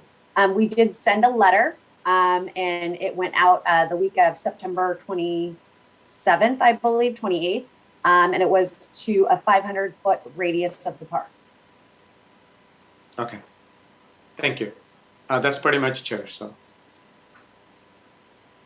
Commissioner Tombe. Yeah, so it would be great if we can. I know one of the speakers had addressed this, but the group has been through 3 city managers and 4 Parks and Recreations directors. So I know, Director McGreedy, you've had a lot of kind of pulling pieces all together. It would be great if what we can do as we formalize this administrative policy is to make sure that we include the community outreach that was done. There was a survey and there were a couple of outreach, I believe it was door hangers and a letter, and a couple times we had booths out there. There were also people who were walking up to people who were just walking around in the park. I had said this when we had initially started this. My mom is very afraid of dogs, and it is very important to me that the park be well regulated. And I am, it does give me a little bit of concern that there is, I think that 90% of the time, if everything is working well, that's great. If there is a 10%, room for improvement, then that's something we do need to take a look at, which is why, the fact that we'll have codified rules, I think is really important. So looking at the DOLA rules on this, I know we can't change the municipal code. I would like to see, if possible, very clear consequences outlined for folks, not just from the municipal code side, but just from the smaller, DOLA specific rule sections. And maybe we can have, one of our code enforcement people once a month out there, on the corner where people are letting their dogs off leash too early, and just, hey, if you are letting your dogs off leash, you will immediately be ticketed at this time, which I know we have in our municipal code, but making sure that it's also included in the DOLA rules, so it's very clear to people. And then if we can have this near the entrance of the parks, so that people know that. Sometimes people don't make the connection. They're just like, oh, it's a dog off leash area. And this happens in a lot of other cities too. And what they've done is they've moved those signage markers to the entry points of parks, not just next to the actual area itself, to help with that. So yeah, it would be great to see that in the DOLA rules, the consequences codified a little bit more clearly. And then there was one more, the folks in the DOLA, the Jollyman DOLA group are really active. I know they have their own group thread. If possible, it would be great to have a point of contact for the city, for both Jollyman DOLA and potential future DOLAs as we continue to explore that, so that we have a point of contact, so that it's not just this general, thing. There's a person who we can also communicate with directly if there are issues, and then continuing to make sure that the call number that's on the A-frame thingies is made available, because it's, that's also been out there for like almost 2 years now, or a year and a half now. So I just want to make sure that that is clear to people. And maybe that's also something that we extend beyond the dog leash, off leash area to the edge of the park. So if somebody's not comfortable entering and it's because people are letting their dogs off leash, then we'll be able to capture that data as well. And then the final thing is, I think having this administrative policy is great. I would like to make sure that we're also continuing to see this through with city council. If, and hopefully, Director, you stay longer than than the times we've had people moving through.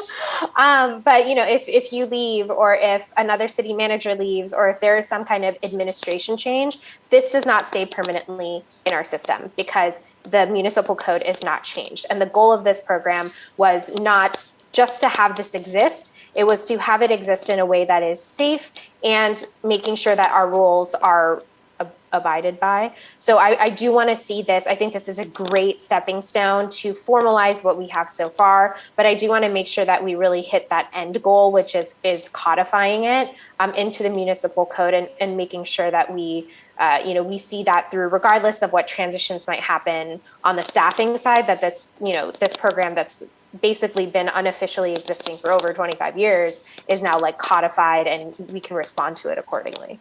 So that's kind of my feedback on this. Sure. Can I speak to a couple of the things that you brought up? Great. So the first thing is, we will be meeting with code and going over the policy and talking about strategies and things that need to be addressed that have been brought up. So we will certainly be doing that in the next month. There is actually A-frame signage at both entrances at multiple entrances of the park. And there have been, and we have updated the signage. Actually, some of the feedback we got from the DOLA group was to update the signage to be, allow the hours to be more visible. And I thought that was a great update. So we did that. And so hopefully that has helped with alerting people that are coming into the park, but certainly a point well taken. The other information that I wanted to update is there will be a website. There is a website, and all of the trial information will be memorialized on that website, in addition to links to all the documents that have had to do with this. So it will take some gathering for the data, but that is the intention, is to have that information live on the DOLA website, so that people can access what has been done throughout the timeline. So certainly, I think that all your points are well taken. I have two more questions for you, actually. There's actually another situation not related to this that had happened with one dog attacking another dog, and that second dog passed away because that first dog attacked. And I actually worked pretty hard with the city, this was a number of years ago, with the city to try and have some action taken against the owners of that dog, because apparently that dog had also had previous write-ups. But the way the municipal code was created, it basically the city basically told them that they needed to go to small claims court to get any kind of situation taken care of here. So I just wanted to understand a little bit better if there is problems with the dogs. I know we have fines and stuff like that, but is there any kind of just like, hey, this, or is it only fine-based kind of control? Is there any kind of additional action that's taken against the owners? I mean, as you well know, there are dogs off leash at all parks in the city at any point in time. And so there are, these issues can come up at more than just Jollyman Park. The city attorney has reviewed this administrative policy and so has not brought up any issues with what has been applied. So I don't know the answer to that. I can ask the question, but I don't know the answer. Okay. I will say, just so you know, there is a section in the Muni Code. I don't know if it was in there when you were doing this before, but it's actually on keeping dangerous or potentially dangerous dogs. It's section 8. So yeah, that was probably added after so that might help a bit with that. Great. Okay, I just wanted to jump in here. I see Vice Chair Shu, you have your hand up and we'll get to you. And Luis, this section of the discussion is reserved for the commissioners. So I see that you have your hand up, but I won't be calling on you unless there was a question directly to you from one of the commissioners. So Director McGreeny, I guess one question I have is, you were working on collecting data, and we had heard that you hadn't gotten sufficient data. Are you satisfied now that there is sufficient data to move this from a trial to an ongoing program? Well, I believe that with our 24 observations, what we saw consistently was adherence to the rules. That the minor times when we saw dogs off leash in the area, you would find that at any park. So I don't think it's specific to Jollyman. So at this time, based on the information from both the DOLA group that they've collected over time and what we were able to collect over the last couple of months, I don't anticipate seeing any observations differently. But that again is part of the reason why we are going with the administrative policy to allow for flexibility in case anything comes up. Okay, so to the extent that this goes to council, you're comfortable with recommending this to council? Based on the information we have gathered, yes. Okay, thank you.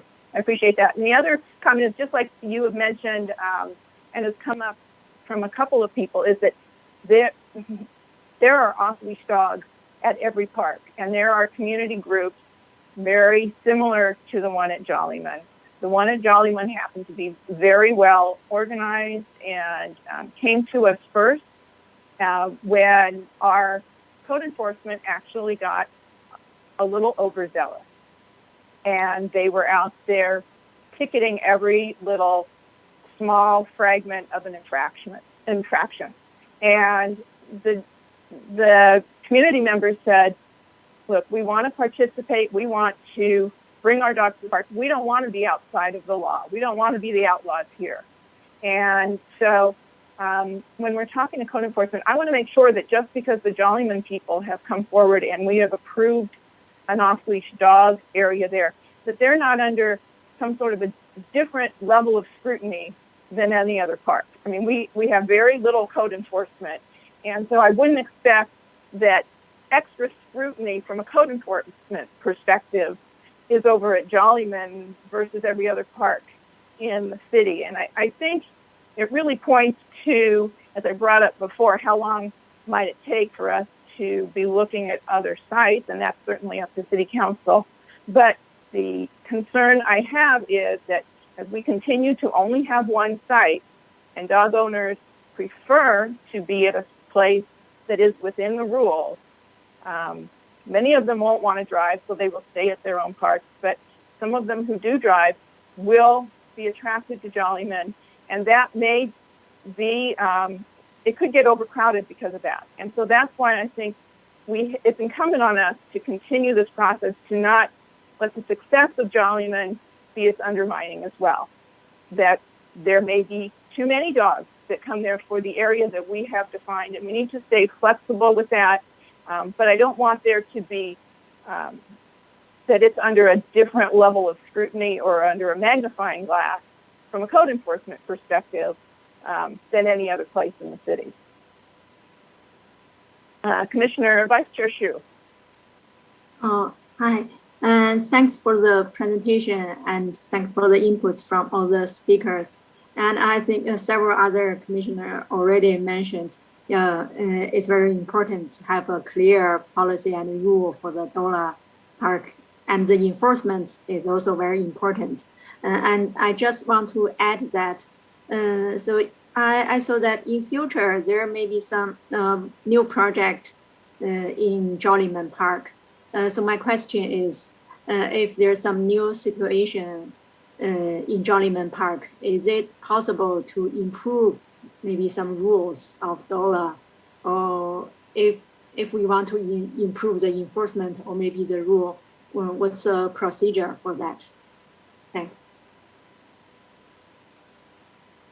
Yes, there is the all-inclusive playground that will be constructed in the very near future. And part of our observation did take into account park users in that area of the park. And we found that there is no crossover interaction with that side. So we're hoping that there should be no need to change any of the rules or policies. However, the administrative policy allows for that flexibility if it so does come up. Okay, thanks. Thank you.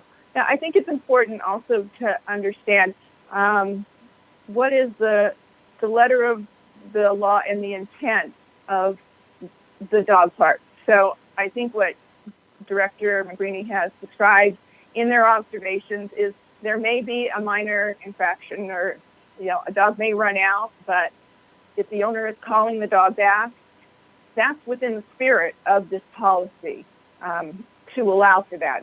I wouldn't expect that a code enforcement officer would be standing there and as soon as the dog happens to run out, that they're giving a ticket. If there is a continual,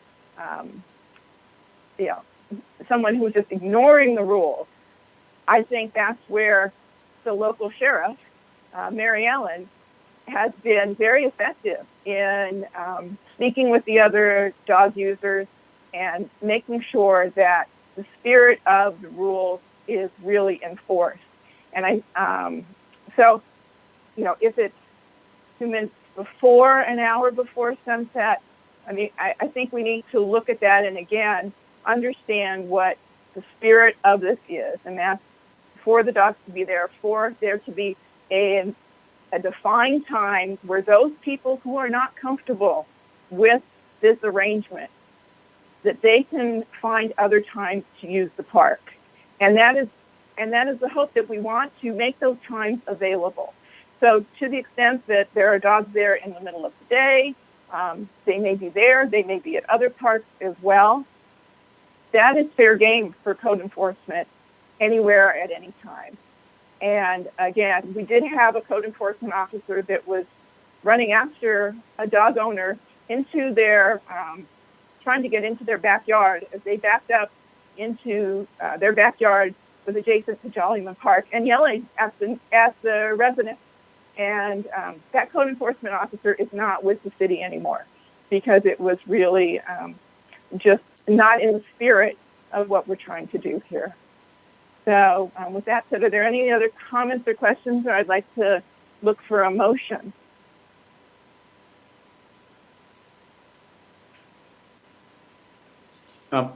Commissioner Tombe.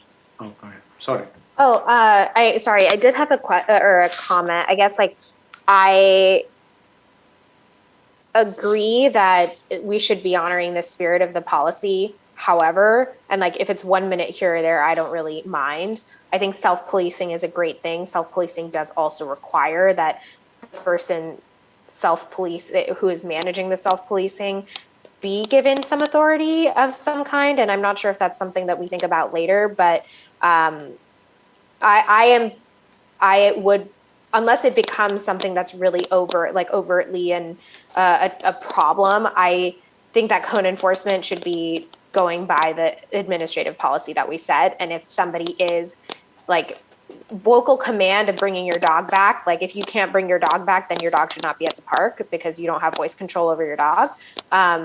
I would assume that code enforcement would be able to tell the difference between somebody whose dog just runs out and comes back versus somebody who is throwing a ball outside an area. And I think that person, even if they do it one time, if they throw it outside the area, I think that they should get a ticket. Like, the reason we're setting this up is so that there are rules around it. And I'm a dog lover, but like I said, my mom is very afraid of dogs, and I don't think that it's fair to like use the organization to completely self-police. I think that my opinion is just that I think that code enforcement should be allowed to enforce as they see fit, and if it becomes a problem, then we can address it then. But that's kind of I guess Joanne will look at that while she's talking to them, and balancing both the spirit with also making sure that we're still enforcing the code, because I think that's really important. But that's not the only comment I had to make. But with that, I can make a motion. I'll move to, do we have to approve the administrative policy, or do we recommend the administrative policy for adoption? Either way, I think. Okay, I move to recommend the administrative policy for the Jollyman-Dola off-leash area with the feedback from commissioners. I second it. Okay, is there any discussion? I guess the one comment I would make to Commissioner Tombe is, I agree. I think that the self-policing is just an influencer situation, that from the user perspective, that they are really, relying on their relationships and the goodwill of the DOLA users. They have no other authority than that to enforce it. But they are letting people know that this is what's expected, and this is what the DOLA users are looking to keep as a good community and as good community members, to keep their standing for the DOLA. Can I ask one clarifying question? Because I think generally speaking, saying commissioner feedback on the policy, I just want to be specific about any changes or edits or additions that you all are looking for to this policy. The fact that there should be more signs, definitely, to indicate. Okay, that's a logistical thing. I just want to know if you, within the policy that we are putting forth for your review tonight, if you have any additional changes or input on the policy, what we need to address. Or if that, as it stands, it's adequate moving forward. Mr. Kumarapan? Yeah, my comment, just to answer your question, Director, I think the staff and the city knows those policies exactly on the ordinance side. Personally, my thing is that I'm not, and I don't think that we are in a position to go and to make changes and stuff, because we don't know the ordinance part of it, which The only thing is, it's a request for, as I think other commissioners said and Chair, everybody said, it's a self-discipline, and there will be much more. And I'm confident that the DOLA community will adhere to it, and they'll be extra cautious with all the discussions, and they've done it so far. So I don't think that we should be able to influence, change those policies. Just city and the staff, you all know better. So at this point, I'm not proposing any changes to the policy. I appreciate that. And the administrative policy does allow us to make changes and edits, but we just wanted for your review and input if there was anything that we should consider. Yeah, so I'll just jump in here really quickly. One was on the DOLA rules, clarity on the way that the fining system will be applied to it. If there is if someone doesn't clean up after their dog, does that mean that they get, $100 ticket for the first violation? So just a little bit of clarity around the consequence of not following those specific set of rules for the Jollyman-Dola rule section, not the municipal code, because I know we can't change that right now. And then, I had one more thing. Where's my little list? Hold on. Oh no, there was one more thing.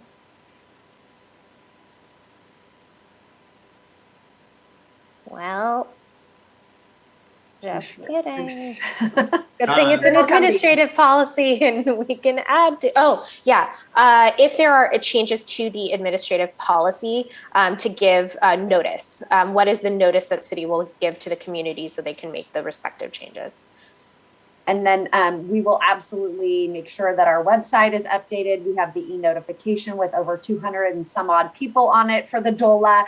And when we change the signage, we will be very upfront about changing the signage. You know, that is an expensive part of changing a policy. So we want to do that as minimally as we can. Cool. So I just want to make sure that that's codified. So it's like, you know, the city will give, you know, the community members, 1 week to adopt whatever it is. So That's absolutely. Changes tomorrow. Go. Yep. so. What is the motion now? it's the same motion. It's just we clarified what the additions were to the policy. So we made the motion, it was seconded, we went into discussion. If there's no additional discussion, then she'll call for a vote and then we can vote on this motion. Yeah, I think there is no amendment or anything at this point, right? So the motion stands as such.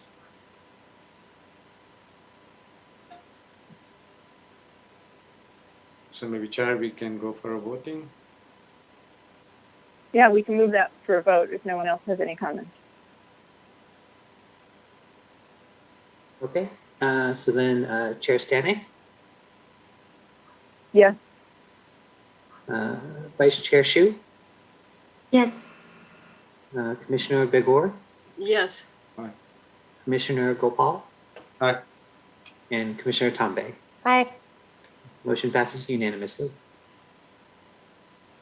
Thank you. And I guess in closing, I'd just like to comment to the extent that this is going to go to council in any way, shape, or form at some point in the future. I hope that we will be involved in that. If there's a different recommendation that's going to, or if we need a recommendation specifically for council, because that's not what we were asked to provide tonight. Absolutely. We'll be providing council an update on this policy via a memo tomorrow. Okay. Okay, moving on to the next agenda item is an update on the discretionary fund subcommittee. And this is, to be more specific, this has become known as our Cupertino Labyrinth Quest. And I would like to kick it off with a little video from that Kevin's going to kick off for us.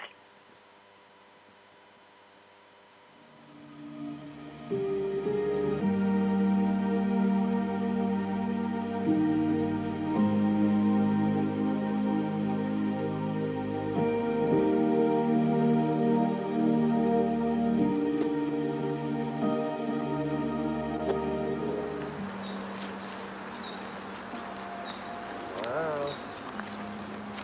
Look, there's a turn coming up. Turn.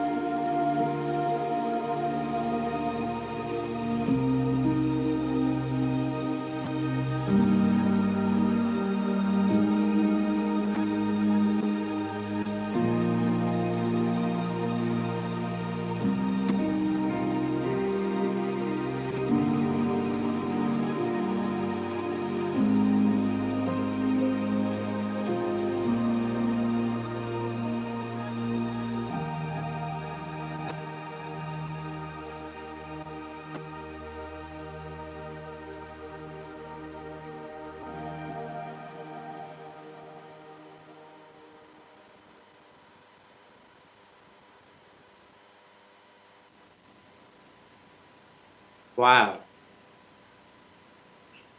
Thank you, Kevin. So as you may have seen, that was at our McClellan Ranch Preserve Labyrinth. And there was a little Easter egg in there for Nisha. Did you see that? One of the participants was a surprise to her because I couldn't speak to her about that. So I'm going to share my screen right now to so that you can see. Hold on, let's see. Where is it that I want to show it? Hold on.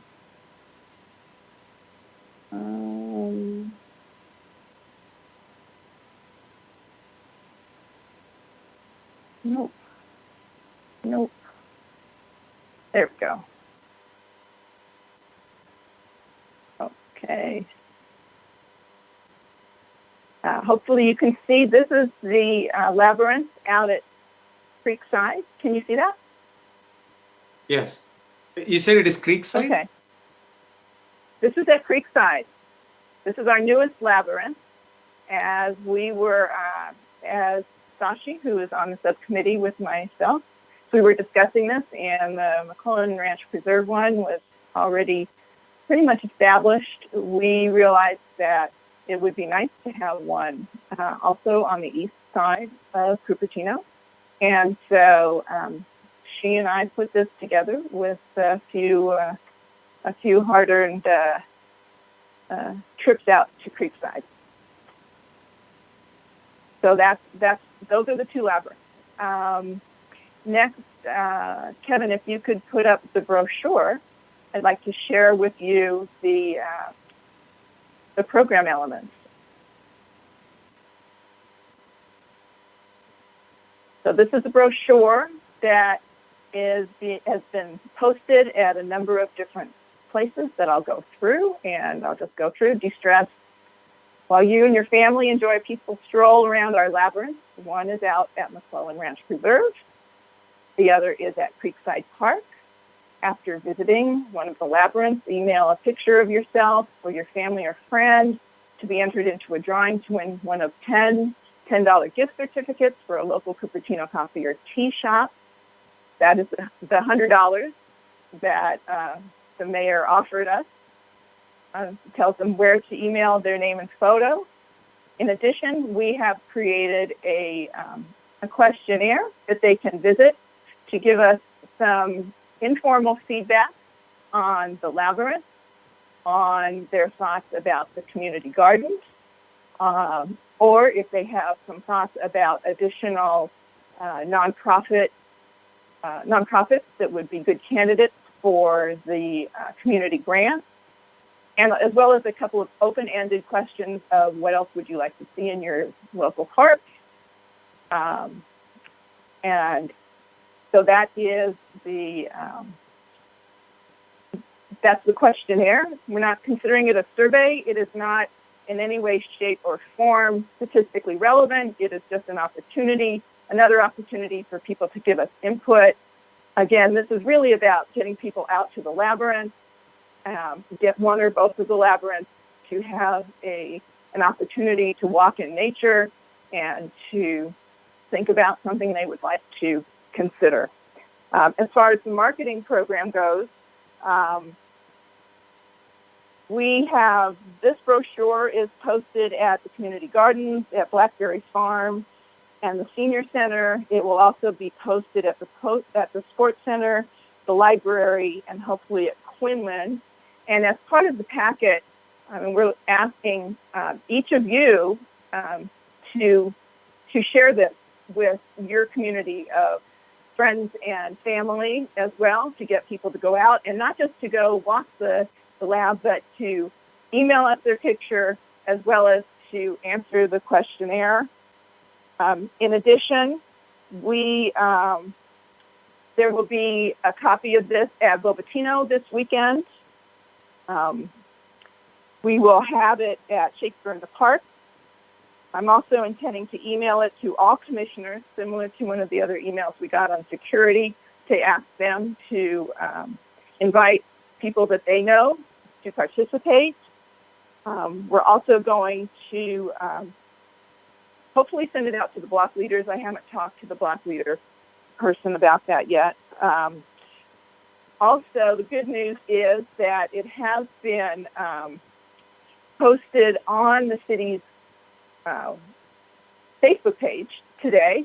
So I hope all of you who have Facebook will go in and like that Facebook posting from Parks and Rec today, and also share it on your Facebook page, because we need all the distribution that we can get.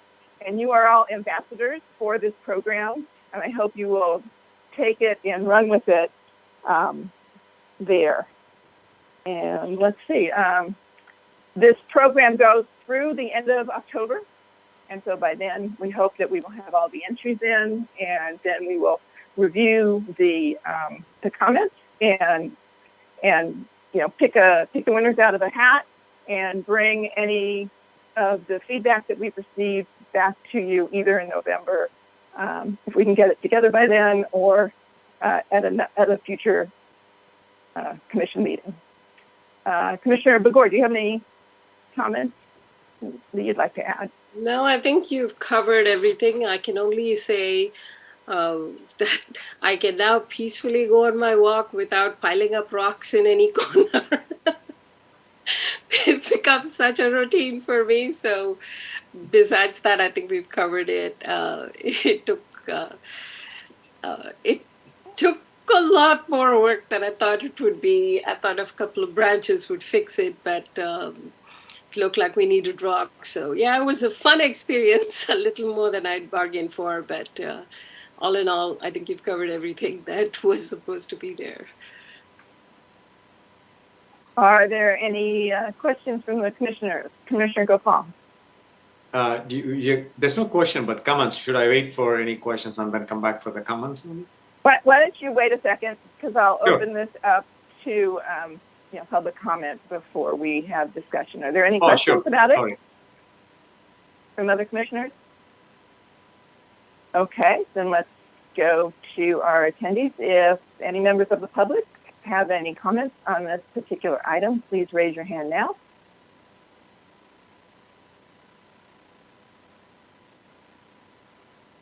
Okay, no comments from the public, and so I will bring it back for discussion. Commissioner Gopal. First of all, this is like, I was in awe to see that not with people, but the deers are going. How did you really influence them to come and run around and just walk on it? I have no idea. And there's no influence. The deer are naturally there. It's important not to disturb their habitat. But the trail goes right by where they naturally are there. There are some places of the creek that are not entirely dried up right near there. So my guess is that they're coming down to find that water. Okay. No, it's last week. I don't want to say that when U.S. subcommittee found for this $100 work and what it is, and I know it's going to be fun. So I didn't have any kind of a doubt on how it is, but I never knew that this is going to be so much fun. Sashi, if you're going to swap the subcommittee members, please sign me up. I'm ready. If you're tired of it, I'm ready to go and do the subcommittee. This is fantastic. I know you both, people may think that it is a small and even $100, but you made the best out of the $100 and bring it on it. And really, really awesome. And I'm already visualizing that every car has a mystery spot on the back side of the cars. Many times I'm going to see soon Labyrinth or all those things in our cars, because this can become that kind of a spot, but it looks like it's natural, but that can be like a mystery spot in Cupertino is this spot, right? So really, thank you for both of you to taking even the small one, but it brings smile, it brings people there. I saw those folks posting it and then kids walking around it, balancing it with their parents. Those are the things. Even if it is 10 folks did it, that's awesome. No, really appreciate you both. And I'm going to go as soon as I come back from East Coast. I'm here. As soon as I go back this weekend, I'll go and walk around it. I'll send a picture too, because hey, I'm a citizen, not as a commissioner. I can send a picture. Sure. Okay, Vice Chair Hsu. Yeah, and thank you for this creative idea. And yeah, the video and picture looks fascinating. And I just have one suggestion. It looks like on the city webpage, we already have so many great pictures. Maybe we can put more on the web page so that can be more attractive. Yeah, and thank you so much for this. You're welcome. So I did want to let Commissioner Tombe know that her niece, who was featured a little bit in there, her parents approved her participation in this without your knowledge. There was a crazy woman who knocked on their door, telling them that, asking them if their daughter would be part of the video. So everyone who was in the video gave their permission. They knew what this was for. And it was great to just see people enjoying walking around. I mean, there was no choreography to asking them what they were doing, asking them what to do. They all came up with all of that themselves. So hopefully more people will feel the peace that that comes from just strolling around something like that. So that's the end of that item. We have really, I think, pretty short items that are left. So hopefully we can continue here. Item number 7, Parks and Recreation discounts, fee waivers, and scholarships. So Kevin will be providing that update for you all tonight in that presentation. Take it away, Kevin.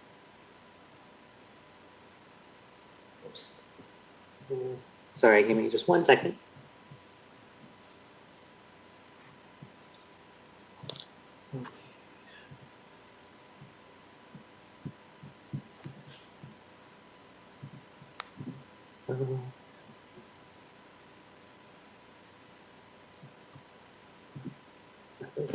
Okay. Oops.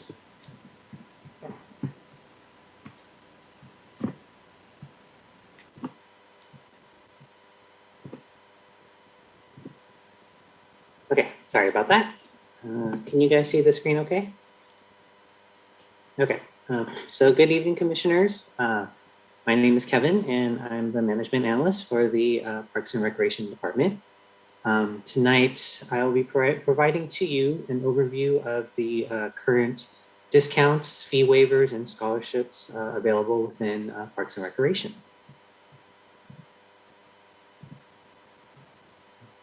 So here's the agenda for tonight's, for this presentation. It'll be brief. So for each discount, fee waiver, and scholarship, I'll just provide a brief summary and we'll include the conditions to qualify if there are any. And at the end of my presentation, I will open it up to any questions or feedback the commission would like to provide. So to begin, throughout the year, we offer early registration discounts on some of our programs and events. For example, we offer an early registration discount on some of the city-run camps and events such as the Big Bunny 5K. For the community garden beds at McClellan Ranch, Cupertino residents enrolled in the PG&E Care program do qualify for a 50% discount on both the annual fee and the security deposit. Most of our indoor facility and sports field rentals have fee discounts for nonprofit organizations. To qualify for the nonprofit rate, proof of 501c status is required from the IRS. Sports field rental fees are also waived for nonprofit organizations serving individuals with a disability. Nonprofit organizations may also apply for festival and rental fee waivers, which is reviewed Maybe and it's just approved. me. Oh, there we go. Sorry. Nonprofit organizations may also apply for festival and rental fee waivers, which is reviewed and approved by City Council. And each City Council member at their own discretion can waive up to $500 in rental fees for groups and organizations per fiscal year. The Cupertino Senior Center offers a program called the Stay Active Fund, which helps members ages 50 and over remain active and engaged. The fund offers 2 scholarship opportunities for seniors. Membership assistance covers at most 50% of the resident membership fee. For the class and event registration assistance, that covers at most 50% of the class or event fee, but not to exceed $20. To apply for these scholarships, the applicants would need to visit the Senior Center front desk. The city also has a partnership with West Valley Community Services to administer a scholarship program for youth recreation programs and activities offered through Parks and Recreation. This is specific to youth programs and not for private lessons, facility rentals, drop-in programs, memberships, merchandise, adult or senior programs, or special events. This scholarship is available to Cupertino residents and Cupertino Unified School District students on a first-come, first-served basis until the annual funds are expensed. Applicants are required to apply with West Valley Community Services and can contact 408-255-8033 for more information or to schedule an appointment. Lastly, the city partners with Fremont Union High School District to offer summer intensive geometry for high school students. Parents can apply for a scholarship to waive up to 100% of the course fees when they complete the course registration form for this program. This particular scholarship is maintained and awarded by Fremont Union High School District. And that concludes my presentation. I will try to answer any questions that you might have. Thank you. Commissioner Gopal. Yeah, sure. Thank you. Hey, Kevin, there are two questions. Number one, on the senior program, maybe I didn't understand, and I think you said 50%. There are two, if you could put back the slide, and I think there are two parts of it. One is, I think you mentioned specifically 50% of the annual fee, I believe. The second one is 50% of the so covers 50% of the class or event fee, not to exceed 20. So in every event, they can do it, like for every event it is not exceeding 20, or like they can go as many events per year. What is that one? The second bullet point mainly. First one is clear, 50% of the resident membership fee. That's once in a year, right? Yes. What about yes. the second one? For the second one, it can be applied to one class and one event per year, per member. Oh, it's only one per person per year. Yes, for one class and or one event, and then that would just be it for the year. It's to ensure that to spread around the scholarship for other applicants as well. Okay, so okay, understandable. Thank you. The second question is at the second slide. When you talk about the youth scholarship, it didn't talk about anything on what the fund allocations, not this slide, on the youth side, both one from the city, other from the Fremont Union School District on it. One more. This one? I don't know, where did it disappear? The youth. Oops. Yep. Yeah, this slide, correct? Yeah. So West Valley Community Service Youth Scholarship Program, is there any dollar attached to with it, or do we know, or is it just done by West Valley, so city doesn't have anything on it, correct? So we're just providing the information to the citizens here. City is not a collaborative scholarship, correct? So it is a partnership with West Valley Community Services. The city provides a budget of, I believe it's $2,500 each year. And this is like a pool of money that then West Valley Community Services would allocate.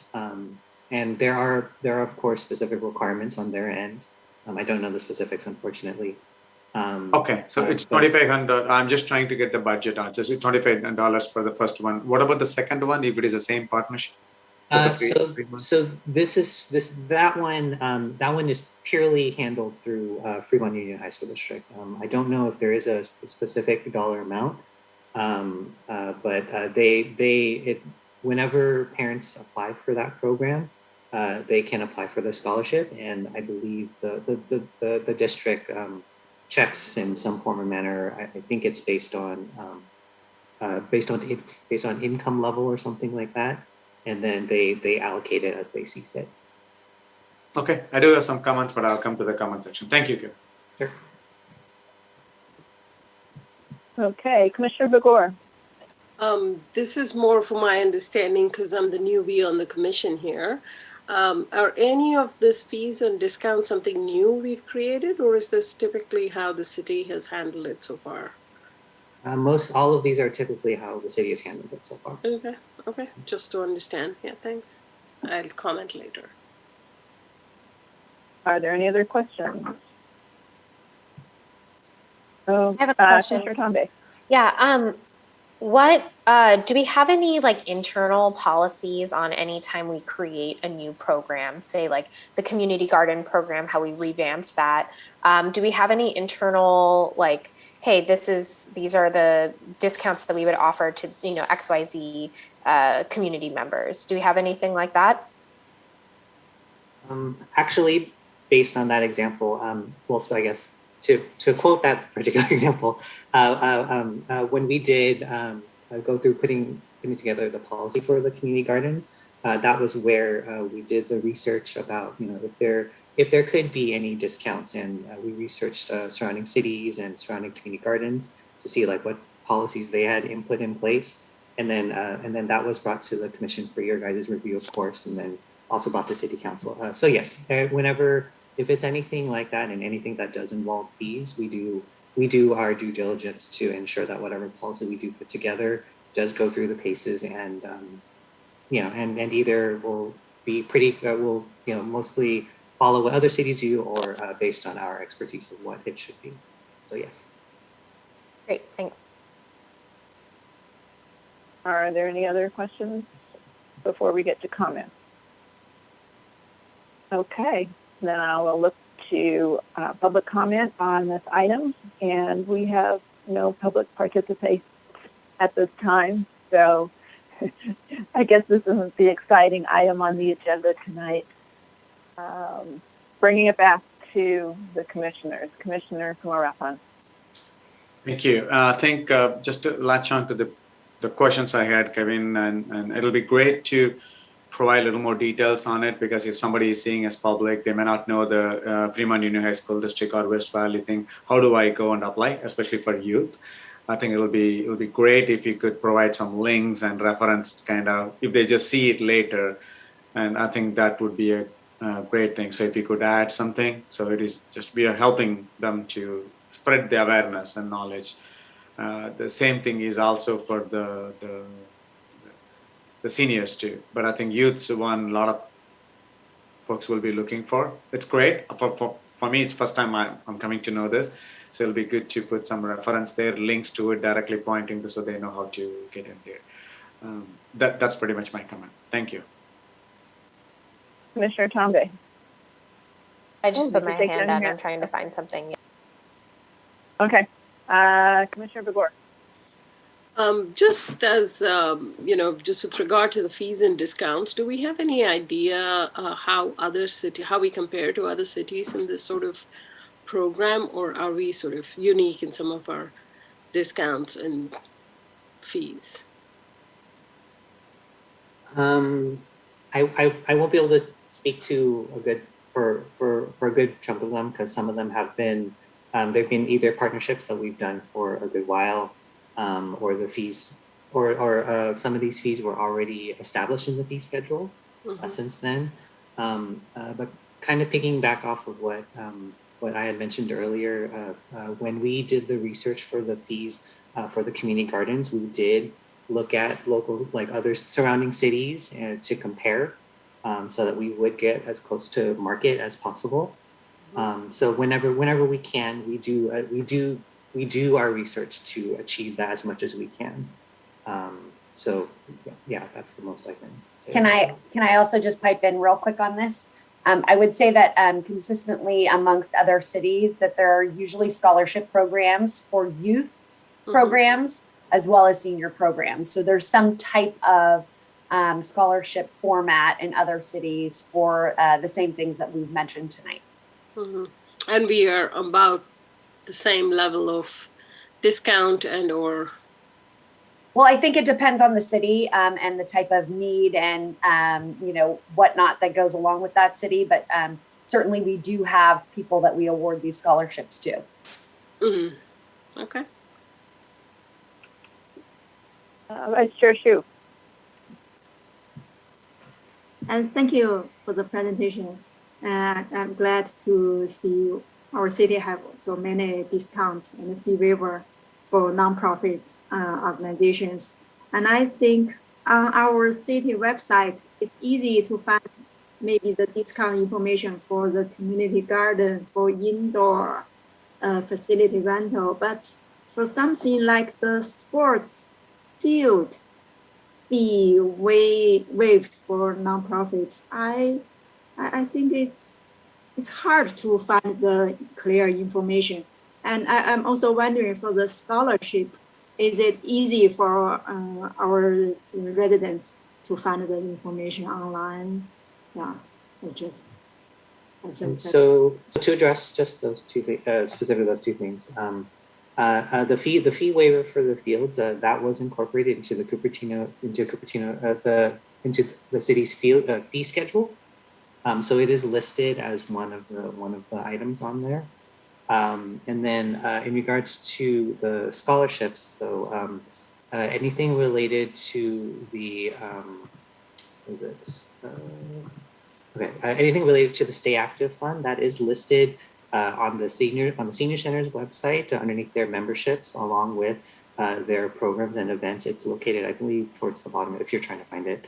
The scholarship specific to for Fremont Union High School District, whenever the district sends out to the parents the application for the program, they always include the scholarship application form as well, and they encourage parents, if they do need the scholarship, that they can definitely apply for it.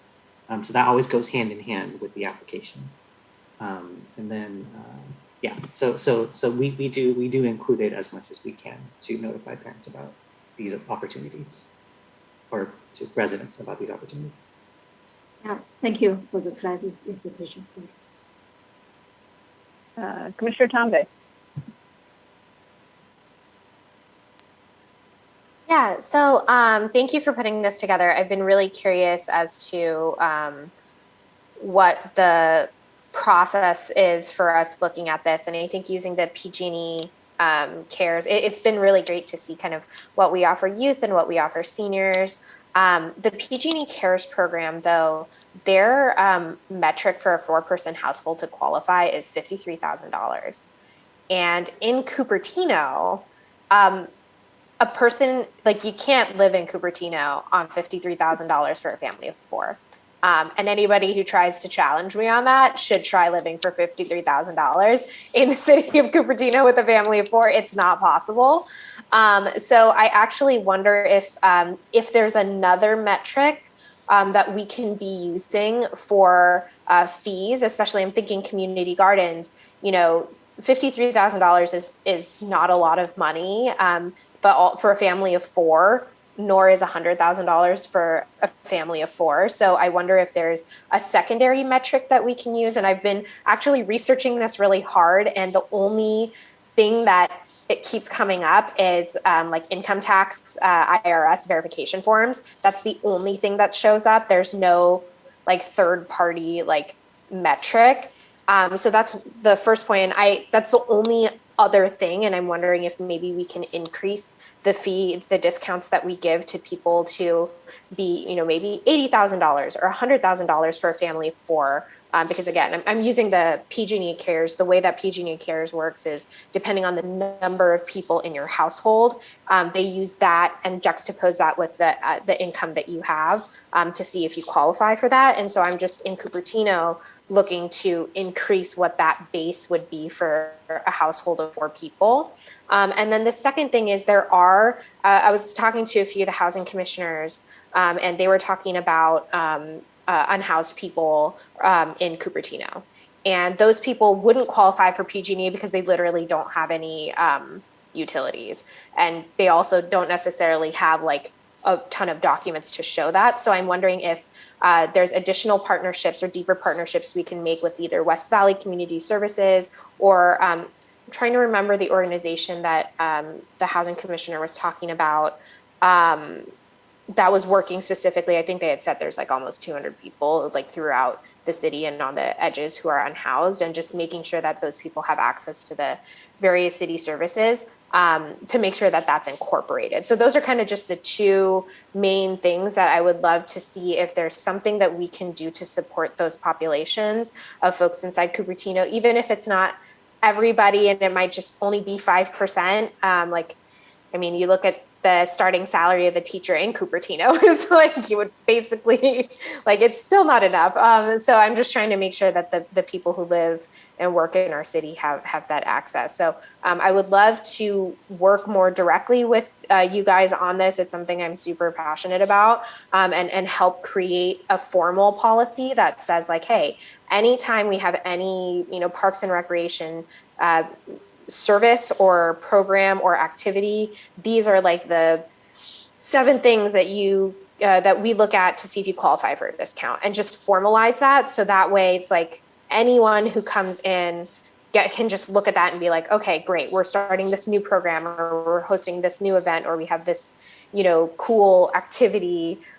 We can just incorporate that. So if you guys are open to it, I would love to work more with you guys on that as well.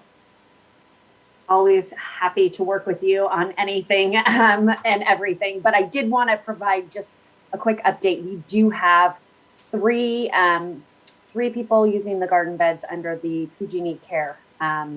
So that is a huge win. So we're glad that at least someone has qualified. So yeah, absolutely happy to work through that. That's amazing. That's like that. You just literally made my night. That's amazing. I'm really happy to hear that. Okay, was there any other input that you were looking for on that? No, that was it. Thank you so much. Okay, thank you for the presentation. That's great. Moving on to item number 8, under new business. Potential for adding a second regular meeting for the Parks and Recreation Commission. I know that this is something that is near and dear to Commissioner Tombay's heart. Would you like to comment on this?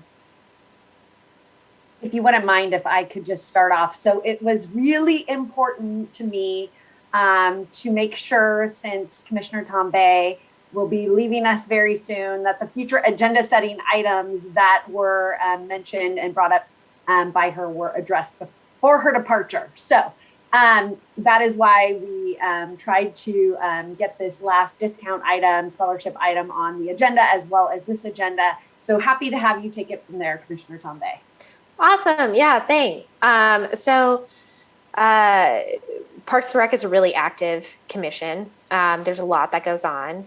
Sometimes, as you know, like this meeting is going on until 9:30, and there have been meetings where we've sat for later. One of the things that I've noticed is that once we hit 9 o'clock, everybody kind of shuts down, which is totally normal. And there have been times where I'm just like, okay, I will agree with you just because I'm done. Or normally I'll say I don't agree with you, but like vote anyways.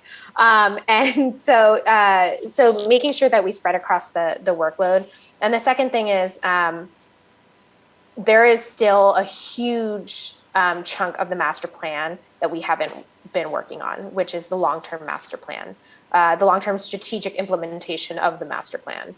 And that's going to take a long time. And the reason that it would be great to add additional or secondary commission meetings is because that has to be pushed forward. Right now, it's either going to add like tons and tons of time to every single meeting you have for the next 2 years and make your meetings really long, or you do it in shorter, like shorter stints for shorter times, and seeing as we don't necessarily have to be in person anymore, and it depends on how the city's going to approach that. It's just something I wanted the commission to consider, which is to make sure that when a community member approaches us about something, or when we have this big master plan that we've only really started to implement maybe like 5% of, there's so much that we need to actually go through, and like staff can't do it by themselves. We have to be helping them. That like adding an extra meeting that isn't necessarily a, hey, like give us information on stuff. It'll be more of like a, hey, we can do XYZ at this meeting to further the long-term plan, actually work together and like push this forward. So that was my incentive behind saying, hey, I think we should probably have 2 meetings a month. I don't know if folks have any opinion, and I don't think there's anyone in the audience who really cares. Yeah. So let's see if there's any questions first, and then, just for protocol, we'll open up for public comment and then bring it back for discussion. So Commissioner Kumarapan. Yeah, maybe. So when I said 2 meetings, then we are talking about, now it's we supposed to meet 12 times, and which is going to be 24, like alternate weeks. Is the proposal, or is it I just want to understand, is it a one-off for this year, or it is going to be ongoing for going forward? Park and Rec will meet like City Council, it will meet twice. Is that? Yeah, I mean, I'm not necessarily like married to every other week necessarily, but I do think that that 12 isn't enough. And we're seeing things that are like going to City Council, and there's just so much movement that happens in a month between when we meet and what we can actually contribute, that increasing the number just seems prudent, so we're not up super late as we continue to, dive deeper into the master plan long-term implementation process. So this doesn't necessarily even need to be like a municipal code change, I think, because it's in our municipal code for how many times we meet, if I recall correctly. But yeah. Okay, so I have comments and things, but I'll wait for the rest of the questions, and then I will share my comments. Yeah. Thank you. Vice Chair Xu, do you have a question? Yeah, I have a question. So, I know just like several months ago, we were really busy and there are some long meetings. I agree at that time, maybe we can have meet twice per month. But I have a question, if in future, maybe after 2 years, the master plan already done, and we don't have so many items to discuss, would that city, maybe we can skip one regular meeting per month? Could the schedule be flexible, or once we approved the regular meeting, it has always be twice per month? Yeah, that's my question. So if you wouldn't mind me providing my comments and feedback on this item, I would just say, sure. I would just say that, we were very proactive during COVID in trying to move along several long-standing work program items, such as the nonprofit policy, the field use policy, implementation of the strategic plan. I don't know how much you realize we were able to accomplish, but I would say that was probably not the norm for tracking what we would need to track moving forward. I would also just let you know our department has 4 commissions. And then we, of course, have 2 city council meetings a month. And then we also support the Senior Advisory Council. And so we have several agendas that we prepare monthly. And I would just recommend that moving forward, that when we need special meetings, the ability to call those is at our disposal, and that we can utilize those instead of trying to set a precedent of having 2 meetings a month. So that is my comment and feedback on the item. Okay, so that was really the question part. So Sorry. we'll close. The other thing that I just wanted to clarify is that right now we are in virtual status, but we will need to be back in person at some point. And that while we're virtual, that there is also extra time needed for staff through City Channel and video. So that is an additional bandwidth issue as well. Sorry, I just wanted to speak to the questions. Okay. So if there's no other questions right now, just for protocol, I'll close out the questions and then see if there's any public comment on this item, of which there is none. And I'll bring it back to the commissioners. And I guess, one comment that I have is that it seems that we did manage with, well, I guess I also have a question to Commissioner Tombe. Is how do you see the difference between having a scheduled 2 meetings a month versus just calling those special meetings as needed? Yeah, that's a great question. And the reason I wanted it to be more standardized to twice a month is because I noticed at a lot of our special meetings, we didn't have anybody there. And it wasn't something that like folks really came to. And I know that there's some meetings, even like this one, that like, they did the one agenda that they were interested in and then they were gone. But the lack of consistency around like timing and frequency, we have a listserv. We can do our best, but really the thing that is the most routine is the thing that gets people to come and that gets people to be engaged. And that's what I feel like we lost a little bit when we were going through some of these like special meetings, is that people just like weren't showing up because it wasn't necessarily the standard day or the standard time that we would have these. I also think that it's a really good check-in point as well for us to keep moving projects forward. We got a lot done this year, and we did have additional meetings, and this is my 8th year on the commission. I'm sorry, Joanne, that this is not abnormal. Like, we have historically had meetings that have gone extremely long, multiple times during the year, especially like I would say probably February to September is like the busiest segment of time that we typically have. And we always have additional meetings and we always have additional like really, really late meetings. And that's just been how it is. So trying to create some kind of standardized approach where we're not, I mean, there was a few meetings when we were initially doing the master plan that would go till like 1 o'clock in the morning. It was really, really late, and that was multiple years. Sorry, it's not. So I'm also hoping like there's, I don't think it's fair to community members to have it go that late. I don't think it's fair to us to have it go that late or to staff. So trying to find a way that we can really standardize everything. I mean, I doubt that we're going to move it. It doesn't sound like most folks are interested in doing that. But I wanted to at least put it out there and just be like, hey, like, creating some kind of standardization around all the additional meetings we need to limit the amount of time that we spend in the meeting itself is a really, hopefully helpful thing for the future. But I mean, like I said, I'm not going to be on the commission in 2 meetings, so it doesn't really matter to me. And I'm probably not going to be in Cupertino because I can't afford it. And apparently the city council doesn't care. So that's a conversation for another time. But it's, we don't have to do it, but it's a recommendation to you guys that having a couple meetings, or at least scheduling at the beginning of the year saying, hey, we know that these months are the crazy months. We're going to start in January and let you know that March, April, May, we have additional meetings scheduled so that you guys know and the community knows that it's coming up on the calendar. Commissioner Gopal.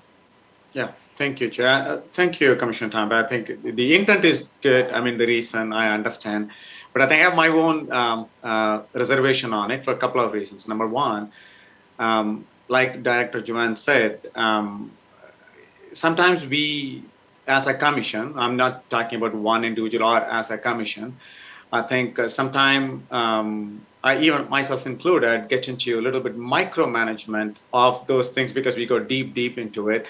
And not as just an advisory or facilitating for the staffs.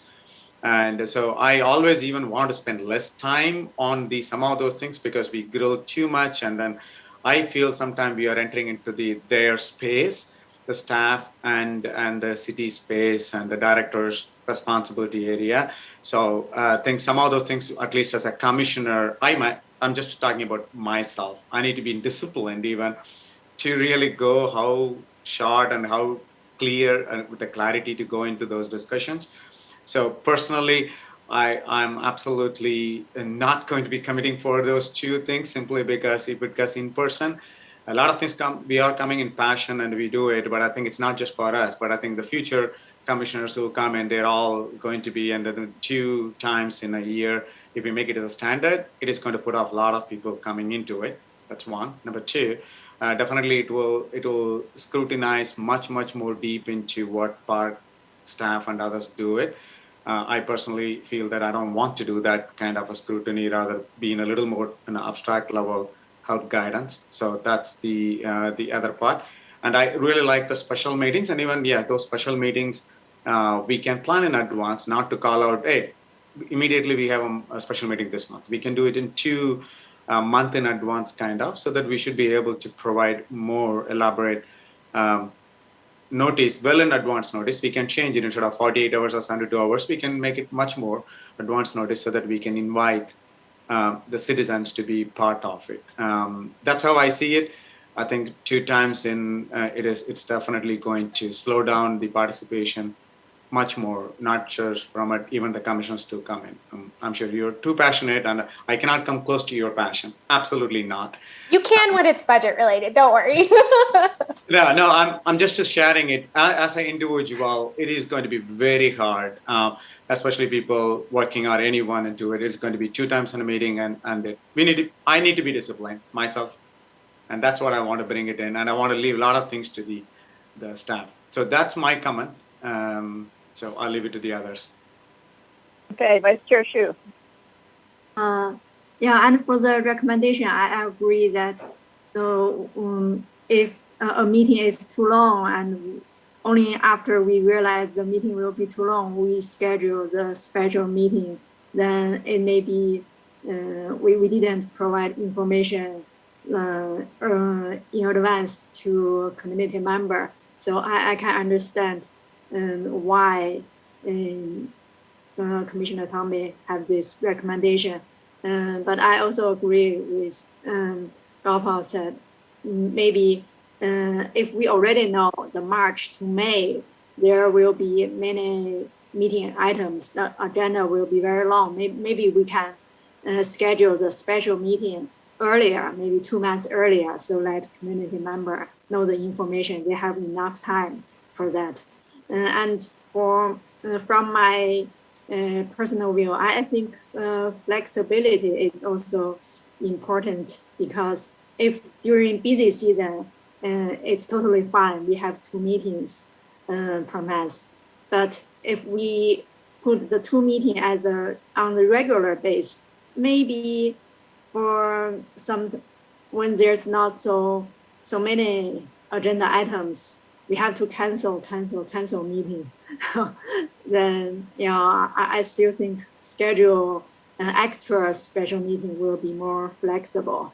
And if we said we have regular meeting 24 times per year and we cancel many of them, that may be also confusing to community members. And that's just my opinion. Thanks. Okay, I guess my comment is, having worked on the agendas every month with the director, sometimes and oftentimes it's very difficult to have the visibility going out beyond a month, even out to a month. There's a lot of things that come the director's way that she needs to respond to, and there's a lot of other things on their plate that they may or may not have the bandwidth to commit to immediately because they're working on other things. So that has been a struggle this year to try to figure out what we're getting on just the next agenda. I do agree with you, Commissioner Tombe, that I don't think it's just our issue. It's an issue for all the commissions, is community engagement. And how do we get more people? I mean, I remember your commission meetings when you would be pleading with people to make comments and to attend. And it was very adorable. It didn't really help though. So I think that's something that I would ask all the commissioners to put their thinking caps on. Is how do we increase community engagement? I know that's a hot button for the council, and it always has been. I mean, by the time it gets to them, if there's a ton of community involvement, that's not necessarily a good thing, because people may be angry, people may be at odds, and so it's really incumbent on us to get in front of that community engagement and the interest. So it's really on us to try to get that involvement. I don't know that necessarily having more meetings is going to make that happen. What we need is to have the notification and really figure out how can we engage our neighbors who are busy raising their families, busy working more hours than they want to, and this year busy trying to figure out their kids' schedules and all of that. Our residents are really stressed, and so how do we get a little piece of their time to help make our community what they want it to be, what they would like to see it. So with that, are there any other comments? I guess I would ask if there's a motion. I mean, it seems pretty apparent that it's not going to go through, so we don't need to make a motion to do that. Can I just provide a comment? Because I do appreciate the discussion, and you guys always bring up so many good points, and your feedback is much appreciated. And what I'm going to take away from this is that I really need to pay attention to agenda management and making sure that any long items are considered with a shorter agenda, and making that management with the chair will be a focal point moving forward. And then also to try and notice our special meetings more than the required 24 hours as much as we can. I would say that I would emphasize people to encourage individuals and residents to sign up for the e-notification about these, because that is the best way to trigger you that it's happening. It comes to your email, oh yeah, and here's the agenda. It's very user-friendly. I'm signed up for everything under the sun so that I can be pinged on everything that's happening in the city. So that's helpful, but I appreciate the feedback. Okay, let's move on to staff and commission reports. Item 9. Okay, I will try and speed through this. Not a ton to update. Let's see. Okay. All right, so we, due to the rise in the variant case rates, due to the rise in case rates and the variant activity, COVID testing has resumed at the Cupertino Senior Center. The next available date is Monday, October 18th from 9:30 a.m. to 4 p.m.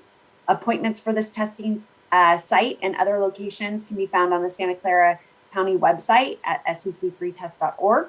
Drop-in vaccination clinics are still available along with appointments, and more information on that can be found at the Santa Clara County website at secfreevax.org. And again, just to help inform the public on the reopening of in-person services, programs, and events, the city is still updating the webpage on currently open facilities and estimated schedule for reopening of other closed facilities. And this page will continue to be updated regularly at cupertino.org/reopening. During the September 21st regular meeting, the City Council reviewed the current athletic field use policy and directed staff to continue to gather usage data, propose suggestions for future simplification, and provide an update to the City Council at the second meeting in January of 2022. As I mentioned this evening, we're pleased to announce that Molly James was promoted to the Recreation Manager of the Stevens Creek Corridor as of September 25th. Her main duties include the supervision of Blackberry Farm pools and picnic areas, the Blackberry Farm Golf Course, McClellan Ranch Preserve, community gardens, and the outdoor and sports programs. Some existing pear trees planted at the parking lot near Alves Avenue have begun to pose a safety risk to the public. From June through August, there have been 5 incidents of limbs breaking and falling. The removed trees will be replanted with more suitable tree species that will grow to similar size. As a part of the city's annual pavement maintenance, Somerset Park received several pavement enhancements, including asphalt surfaces for the park pathway, the basketball court, and the parking lot. The pictures are of the basketball courts before and after the enhancements. Phase 2 continues this month, including the slurry seal of the pathway and the painting of the basketball court lines and markings. Our department is hosting its first pumpkin decorating contest during the month of October. This contest is free and open to everyone. The competition will be judged based on 2 categories for individuals or grandparent grandkid duo. Those interested would need to register at regforrec.org and submit a photo of their pumpkin to Amanda H at Cupertino.org by Sunday, October 31st. The winners will receive a fall themed prize and be contacted the first week of November. We've already heard about Shakespeare in the Park, so I'm not need to go into any of that, as well as Bobatino is happening, as was mentioned in the previous information. On Friday, October 29th from 7 to 8:30 p.m. will be the Monster Mash returning to Cupertino. This kid-friendly Halloween bash is for parents and children 12 years old and under and will feature games, spooky crafts, and trick-or-treating. Registration before October 24th for a $5 discount on the admission fee. Registration is required at regforrec.org, and this event will happen outdoors, weather permitting. Again, we talked about the Chamber of Commerce, Cupertino Chamber of Commerce hosting the Diwali Festival on Saturday, October 16th. The city is currently accepting applications for the 2022-2023 Poet Laureate. The deadline to apply is October 31st at 5 p.m. More information can be found, and the application can be found at cupertino.org/Poet Laureate. And then the Fine Arts Commission is accepting applications for the 2021 Artist Awards. The award program consists of 3 categories: Distinguished Artist, Emerging Artist, and Young Artist. Applications are due on November 17th, and for more information, you can visit cupertino.org/Artist Awards. And then here are the links to our budget CIP dashboard and the city work program dashboard that we supply every meeting, as well as our upcoming mayor's meeting information. Next mayor's meeting is scheduled for November 10th with Vice Chair Shu scheduled to attend. That's all I have. Okay, are there any questions on the director's report? Commissioner Gopal. Thank you. It's like a fully packed. Looks like you're really busy. We were doubting on it. So, but Director John, that's awesome. So, 2 questions. Number 1, on the reopening, when we talked about on this one, does that also going to cover our in-person meetings too? When I say reopening, I know for the park and rec and other overall in the citywide, does that include resuming in-person commission meetings? So that is not included on that website. We will be giving you an update based on any changes in the emergency order. And right now it is extended through November. So we will be meeting virtually in November.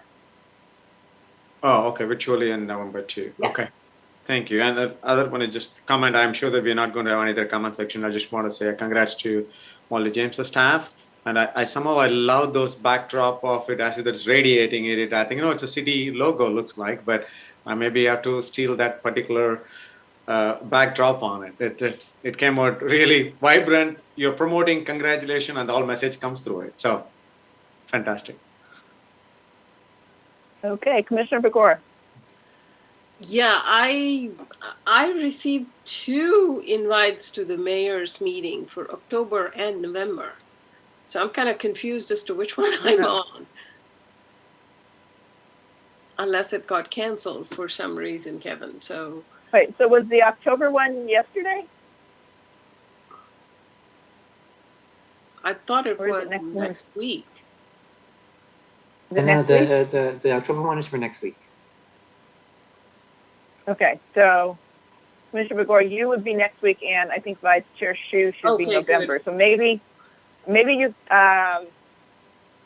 respond back on the November one and update them that Commissioner Vice Chair Shu will be attending for November. Okay. So they can send her the right link. Yes, I got the notice. Yeah. Oh, you already did. Oh, you got the mayor's meeting. Yeah, November. I got it.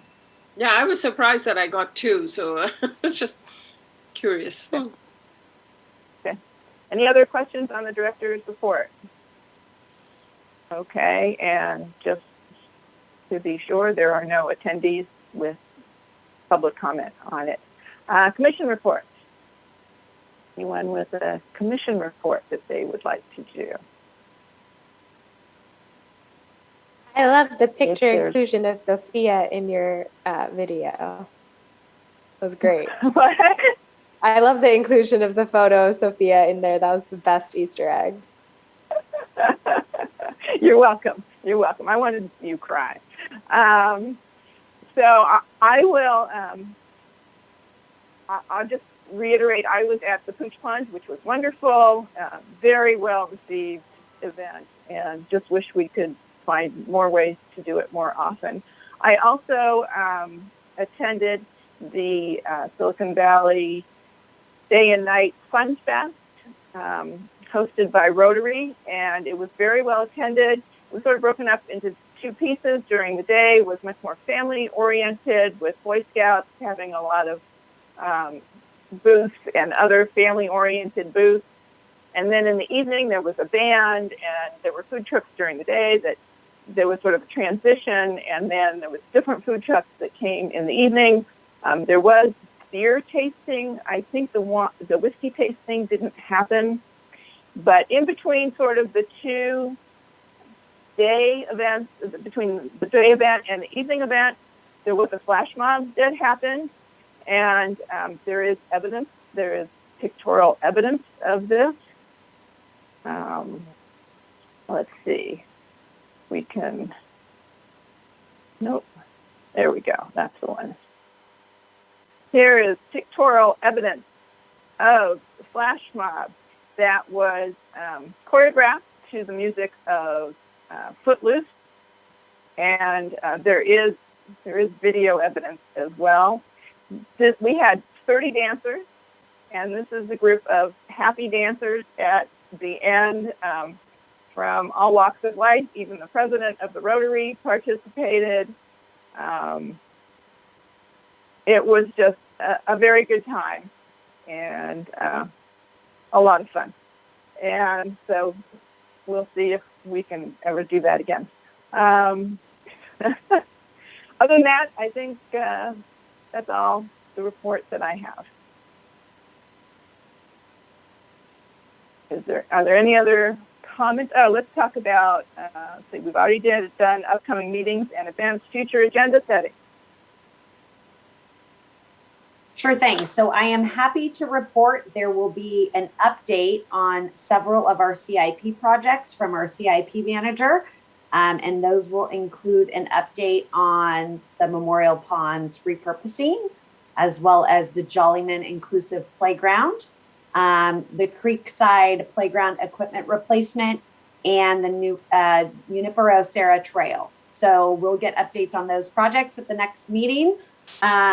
We will also be talking about the status of the fiscal year 21-22 work program, as well as an update for the first quarter budget. And I have added on a potential update from the Discretionary Fund Subcommittee on the participation on the Labyrinth quest. So those are the items we're tracking for next month. That sounds good. Any other comments? If not, I will adjourn the meeting at 9:56. I would like to thank Commissioner Gopal. I know you're on the East Coast, and so you are 3 hours ahead of us. Thank you for hanging in there on this meeting. There were some important items, and we needed to hear from the public on them. So I appreciate you hanging in there with us. Yeah, thank you. Okay. Good night.